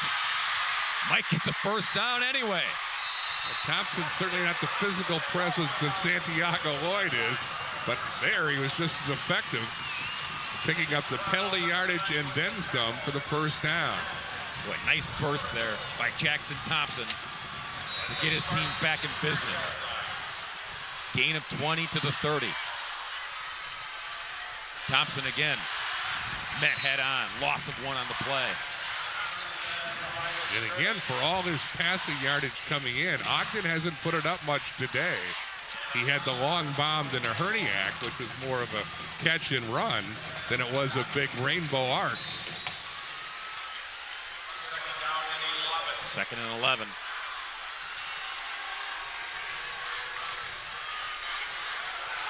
Dazzle. Ball on the turf. Now Herniak is just like Monona Grove, blowing up that play when Brookfield East tried it. Now they return the favor. Tyler Rashid was the fellow who blew it up. Herniak sheds 1 tackler, bobbles the ball, and then Rashid greets him with a big hit. Herniak's taking a couple good licks in the second half. Schuyler, the leader of that secondary at Brook East. 3rd and 15. Over the middle, catch is made on the run. Down to the 15, churning to the 14. Drive stays alive. First down, Monona Grove. Nathan Ing there to help out Ogden. Second catch of the day for Ing. What MG can do, score in a hurry. They're inside the 15. Quick hitter. Kelsey, the tight end. Down to the 7. 5:20 left in regulation. 2nd down and 3. Back to the ground. And it's Thompson again to the 5. They'll need a yard to move the chains here.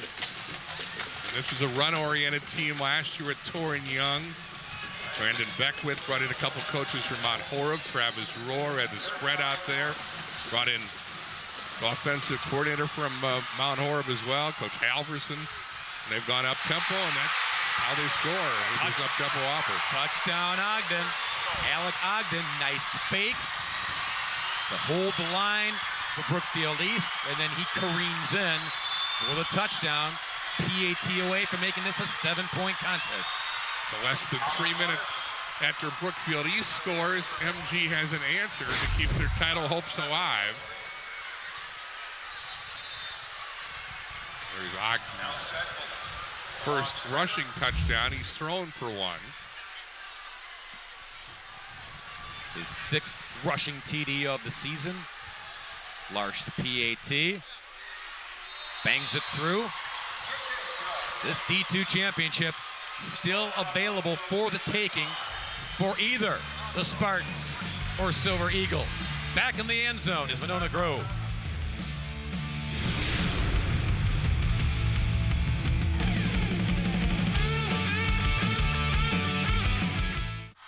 Still life, still hope for Monona Grove. They move into the end zone quickly, Bill. There you see the scoring drive, exactly what the doctor ordered. Now, the doctor needs some defense. Yeah, Ogden almost hoping and praying that his teammates in defense can make some plays, get the ball back to that offense, put that back into gear for the first time since early in the game. Some nice runs, despite a penalty mixed into that 9-play drive. Ogden turned into a cheerleader without the Thunder Sticks. You've always been a big fan of Thunder Sticks, I know. Yeah, more is better. Or not. All right, so Larsh will tee it up. Brook East looking for an onside kick. They've only got 1 guy back. Otherwise, the hands team's out there all within the 40 to 50-yard line. Now some of them retreat to about the 38, but clearly Coach Farley thinks that Monona Grove is going to go onside. Ball again blows off the tee in the swirling wind. Well, and it'll be interesting to see if Larsh tries to drop it 10 yards and hope a body can jump on it. He does. And there's a body. Andy Lucas right there, reeled in the line drive, so Brook East will take it at the 49-yard line. And that signals, Bill, that Monona Grove is thinking Brook East might be able to just chew up the clock here if they can pick up a couple first downs and grind it out. Yeah, it was a little early in the game, I thought, to invoke that strategy, but you're right. By kicking it deep, that would have meant that Brook East could have held the ball longer, basically gone to their four-quarter offense. But clearly, Monona Grove needs to stop. They've got to get Brook East off the field. They haven't been real successful stopping that ground game today. Here is that ground game. To the 46. Pick up a 5, makes it 2nd down and 5. You see the timeouts in the score box at the top corner of your screen. Monona Grove has all 3. But you try to get a 3-and-out here, and if you don't, then you start thinking about burning timeouts. Again, the time of possession is an almost incredible 31 minutes for Brook East, 11 and change for Monona Grove. 2nd and 5. Sam running over bodies to the 44. Gets 2 more, makes it 3rd and 3. And here's your big down both ways. Brookfield East 6 of 12, 3rd down conversions today. And clearly, later in the game, the situations become magnified. Maybe the biggest play of the game yet. And this crowd at Camp Randall, they know it. 3rd down conversions today, Brookfield East, 50%. Sam Santiago Lloyd straight into his mitts. Jumps over the pile, but they're going to mark him shy by a yard. Coach Farley has shown he likes to go for things on the 4th down. They're 3 for 3 in 4th down conversions today. You would think on a 4th and 1 here, we may see that jumbo package and Santiago Lloyd. There is no punter on the field. Ben Farley likes his chances. 4th and 1.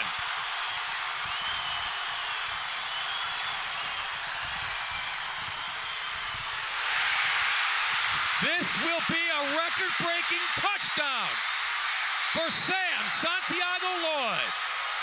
No player in any division has rushed it into the end zone 5 times until number 7 did right there, and that will be your ball game. Bob comes out with the dagger early, but Santiago Lloyd broke through the first level, and there was nobody in the secondary. They stack everything up close to try to stop the big back, and once he got in the second level, then it was a foot race to the end zone. There's your record holder, most rushing touchdowns ever. Brookfield East up 13 with 2.5 to play. Amazing. Cam Bauer tacks on one more. He deserves his own personal Gatorade shower. Boy, have a day.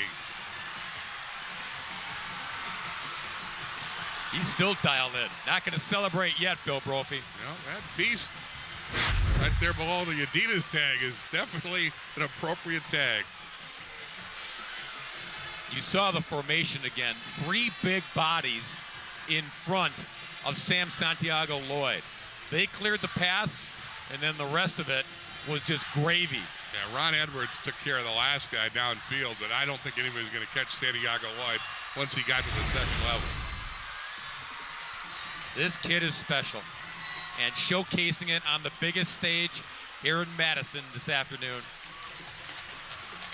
193 yards, 5 touchdowns. There's one of his escorts in that jumbo package.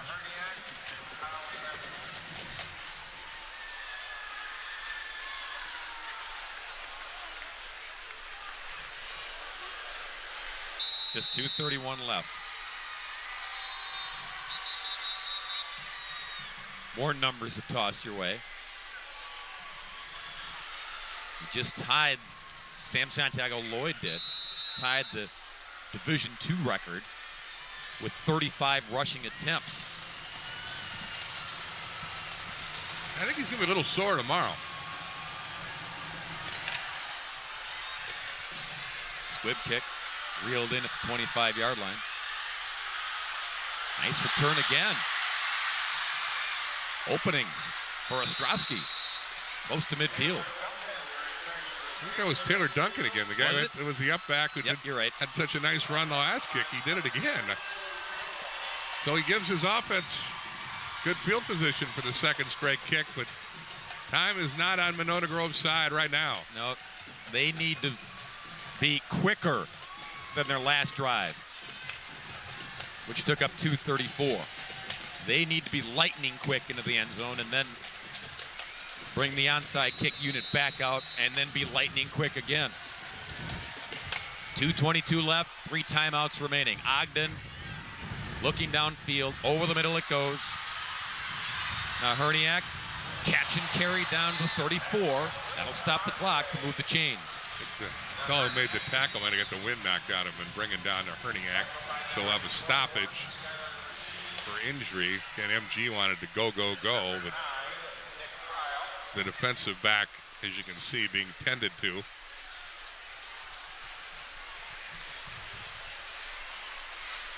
Not able to catch a number yet.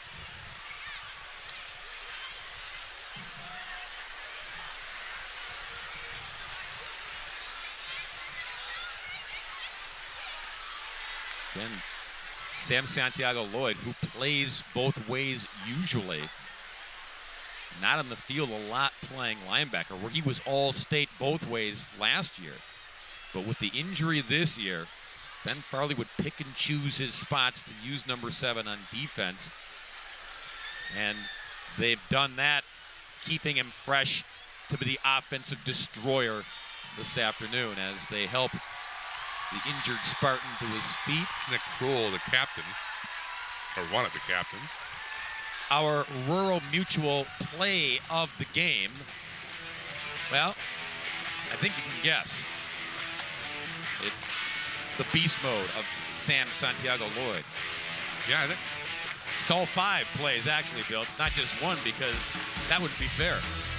No, he did it in every possible way. There's his jumbo package. And again, once he got past the initial line of defense, that was going to be a record-setting score. So they get Nick Cryell off the football field. Ogden with the carry to the 29. Ogden has thrown for 140 yards. He's rushed for close to 40. 2 touchdowns for him, but again, they're used to putting up pinball machine numbers, and they haven't been able to simply because they haven't been out there a lot.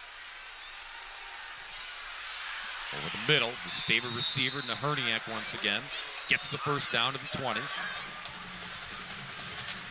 Clock stops for a moment. They've got all 3 timeouts.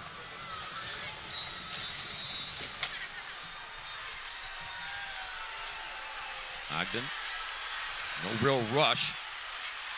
He'll move out of the pocket. Close, but out of bounds. Naherniak trying to sell it. Yeah, I think Naherniak thought he was in bounds, but the official right there on the spot.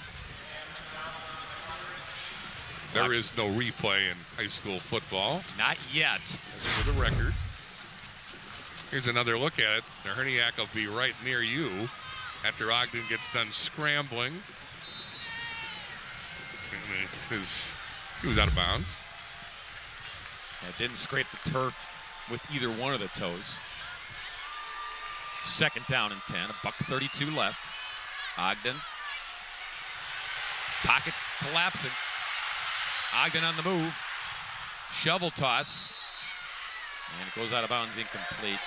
Joey Pagel with the heat there, forcing Ogden to make the Brett Favre-like backhanded toss out of bounds. I think if Brett got royalties for every time that was thrown, well, he's already a millionaire. Yeah, that's true. 3rd and 10 for Monona Grove. Ogden looking for guidance and the play call from the sideline. You see him blowing on the fingertips. Again, that's because the temperature has dropped considerably here in the second half. Need a big play here. And whistles in. This is an equipment repair. Yep.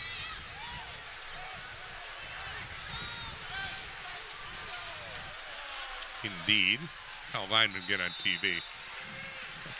You're welcome, Nick Kimball. Ready to snap it here. On the draw play, Thompson, he got it. Right at the 10-yard line, moves the chains, 1st and goal.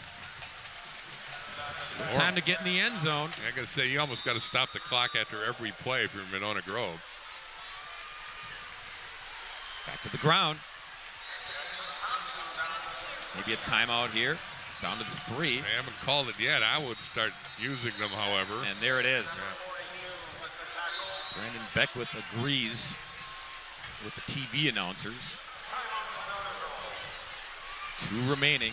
It'll be 2nd and goal from the 3. Well, the reason being, you got to give yourself time to score, convert the onside kick or recover, and then give your offense time to go down the field.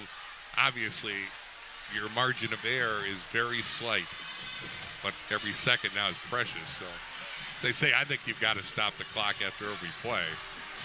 Here it means you got to score or take another timeout. Conversely, if Brookfield East can come up with a sack or keep MG out of the end zone. Our Marshfield Clinic player of the game. Any guesses, Bill? I like Santiago Lloyd. Well, you would be correct. Rewriting the record book, and you see Sam, he hasn't played a lot on defense today by design, but they need number 7 here. And he's a beast on defense, too. He did all his work that they need out of him on offense. Now they need him to be one of those guys who flies into the backfield if they decide to run the football and provide some pressure if they decide to throw it. They tried to run it, and then they throw it for the touchdown. Frankie Langer, tight end, snuck away, and they get the score. PAT coming, 58 seconds left. Don't go away. Larch is Mr. Automatic here. Nice play by Ogden to that backhand pass again. This time he finds Langer all alone. But Ogden sells it with the fake. Langer sneaks into the corner all alone. Larch has only missed 2 PATs all year. They're going to go for 2. Yeah. Get it to Larch, and he'll run it in for 2. Well, now, if you get it back and you score, you might win the football game. Can you believe this? Again, remember, this is a team that went for 2 in overtime. Yes. To beat Waukesha West, the runner-up a year ago. So they aren't afraid to be wild and crazy at crunch time. Ben Farley trying to hold on now. And it looks like this was maybe a busted play on the snap initially at first blush. No, it was by design. Now, Larch is a good athlete. He's more than just a kicker. And he takes the pitch and goes in. So now Larch has to execute the onside kick a little better than he did the last time. He kicked the line drive right at the hands team, and it didn't get a bounce at all. Here, Coach Beckwith wants a bounce from Larch and give his crew a chance to recover the ball. Well, step 1 complete. They scored quickly in a $1:33. Step 2 now, get the football back. And remember, they still retain 2 timeouts. But the key is to recover the onside kick, obviously. All hands, including Sam Santiago Lloyd. He's standing right underneath the motion W at midfield.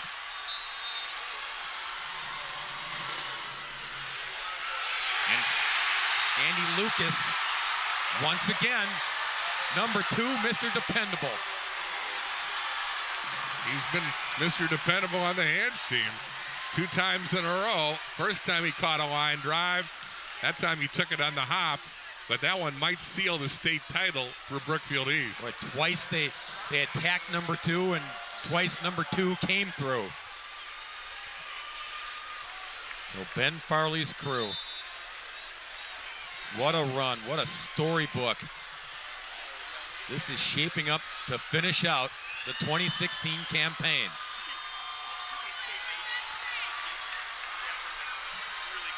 Groff will carry it and secure it. And that is the key word, obviously. 50-yard line, timeout, Monona Grove. They have 1 remaining. You would think we might see that play one more time as opposed to see him take a knee. Brandon Beckwith, his Silver Eagles, they beat 4 very good teams in the postseason to get here. And they ran into one more in Brookfield East. But they beat the 4-seed Waterford in the first round, the 3-seed Wanakee, a traditional power, in the second round. Waukesha West, the runner-up last year in level 3, and last week bumped off the defending champs from Homestead. And we're just getting warmed up. 1 more to go at 4 p.m. Bill and I will be here for the D1 state championship. Kimberly going for another state title, trying to extend their winning streak to 56 in a row. It's the longest streak, 55 is, in the nation currently. And the Franklin Sabres, what a storybook season they have had after they were on the doorstep of going to state, but lost it on the final play to send Arrowhead here instead. 2nd down and 7 for the Spartans. Trying to cap it off. Santiago Lloyd runs a long way, comes back to the line of scrimmage, chews up some time. Final timeout burned by MG. Well, you would think you're going to see a similar play from Brookfield East with both hands around the ball. And you might see that twice, actually. Monona Grove can get the ball back, I believe, if my math is right, with a second or 2 left on the clock, if they make the stop here. Yeah, to your point, even if East doesn't convert here on 4th down, they may just run the football around until the clock ticks down to 000. Yep. That may be your safest bet rather than deal with the wind and another goofy snap trying to punt it away. And again, you can see the wind is definitely kicked up as you look at the wind breakers blowing. Spartans on the doorstep. Santiago Lloyd, no one's rushed it more times in Division II than he has, 36 attempts. Make it 37. Shy of the 1st down. They'll mark it at the 46. They'll spot it. And then we'll see how much time remains. I think your math is correct, Bill. Maybe a second or 2. Yeah. But I think your idea is correct. They might just run around until it hits 000. And Ben Farley standing right next to the official. He may just burn a timeout here when it gets down to the final nub. Gonna burn it here with 9 seconds left. Now you can see Coach Farley asking the opinion of his staff on how they ought to play it. I can't believe he's going to punt the football in these conditions. I mean, that's the riskiest play. I would think that, as you suggested, it may be a play where he asks Groff to just run around. It's not likely to take 9 seconds off the clock. You'll recall Monona Grove blocked 1 punt earlier. This is where it looked when the sun was out in the first quarter. It was a sunny day at that point for Monona Grove, too. They led 14-0. just 4.5 minutes into the game, but it's been Brookfield East Day ever since as the winds have kicked up and the clouds have come in. But, boy, it's still sunny on that Brookfield sideline. Now, the only issue for Brookfield East is can you run around enough to chew up all 9 seconds? Because if you're running backwards and you go down, then Monona Grove might get the football and they would get one last heave. So the wheels are turning. They're going to punt the football. Yeah. At least they're lining up to punt. This is Bauer in punt formation. And obviously, Monona Grove is going to come hard after Bauer. Gets it off. And that's the key. Catch is made at the 31. 3 seconds remaining. Meyer raced up to make the fair catch and hoped that that last second didn't come off after the fair catch signal. So they got, hey, Ogden has a Hail Mary. And if you, whatever your exotic is, we saw a hook and ladder go awry yesterday. I don't think there are too many high school kids that can throw a ball 70 yards. And Herniak's got among the best speed among sprinters in the state. He's number 21. Looks like you're going to see trips to the top of your screen here momentarily. All right, here we go.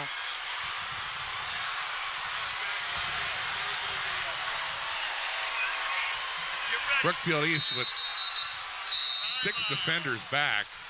And no call timeout. Ben Farley wanted to see how they were going to line up.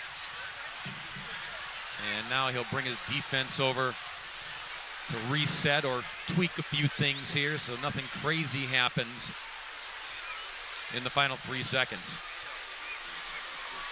No time to think about Gatorade Bass here. You got to win the game. Still got to coach them up, right? Absolutely. This has been a good one. Ben Farley, last time, you mentioned he's an East grad. Last time he played in a playoff game, his last high school playoff game for Brookfield East, lost to Brookfield Central. And he said they had to try to figure out, East did, how to get around Joe Thomas at the time. And if you did, you had to try to find a way to bring down Ben Strickland. Redemption time for Ben Farley. Brendan Beckwith is hoping and praying. 1 play left.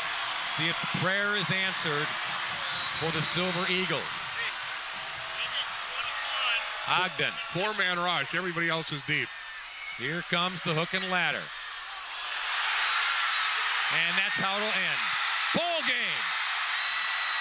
East is the best in 2016. And Sam I am a state champion and a record holder. First trip to state, they're 1 for 1. And the East grad, those hugs are special. Got to be a neat moment as Brookfield East spots Monona Grove 14 first half points and then roars back by pounding the ball. And Santiago Lloyd stashes his name in the record books forever. Before we hand out the hardware, we will send it down to Sophia Minard. She's standing by with the new record holder. Thank you, Bob and Sam. Congratulations. 5 rushing touchdowns for you in this game. You can smile. It's okay. That's a new state record. What was the key to your success today? More than 35 carries. My success, I couldn't do anything without my offensive line. My offensive line came out here and played. They stuck to our motto, pound the rock, and we just went out there and they did their job. Everybody else did their job, and we came out with a win.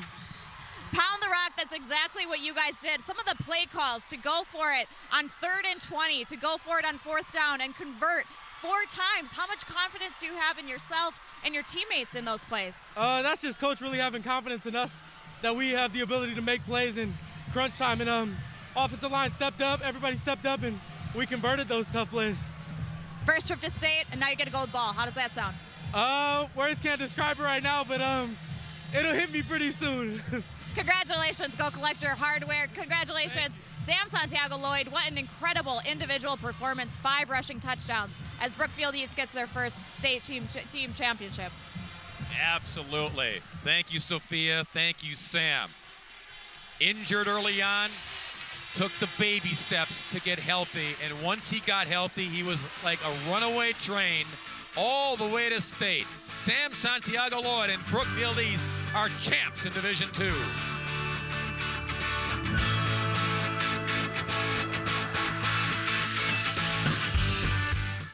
This was just the 9th playoff appearance by Brookfield East in football. They used to be a soccer school. Football was not in the conversation in the Greater Metro Conference, but Tom Swiddle came in, changed the culture, and once he stepped aside, he got him into the postseason year in and year out.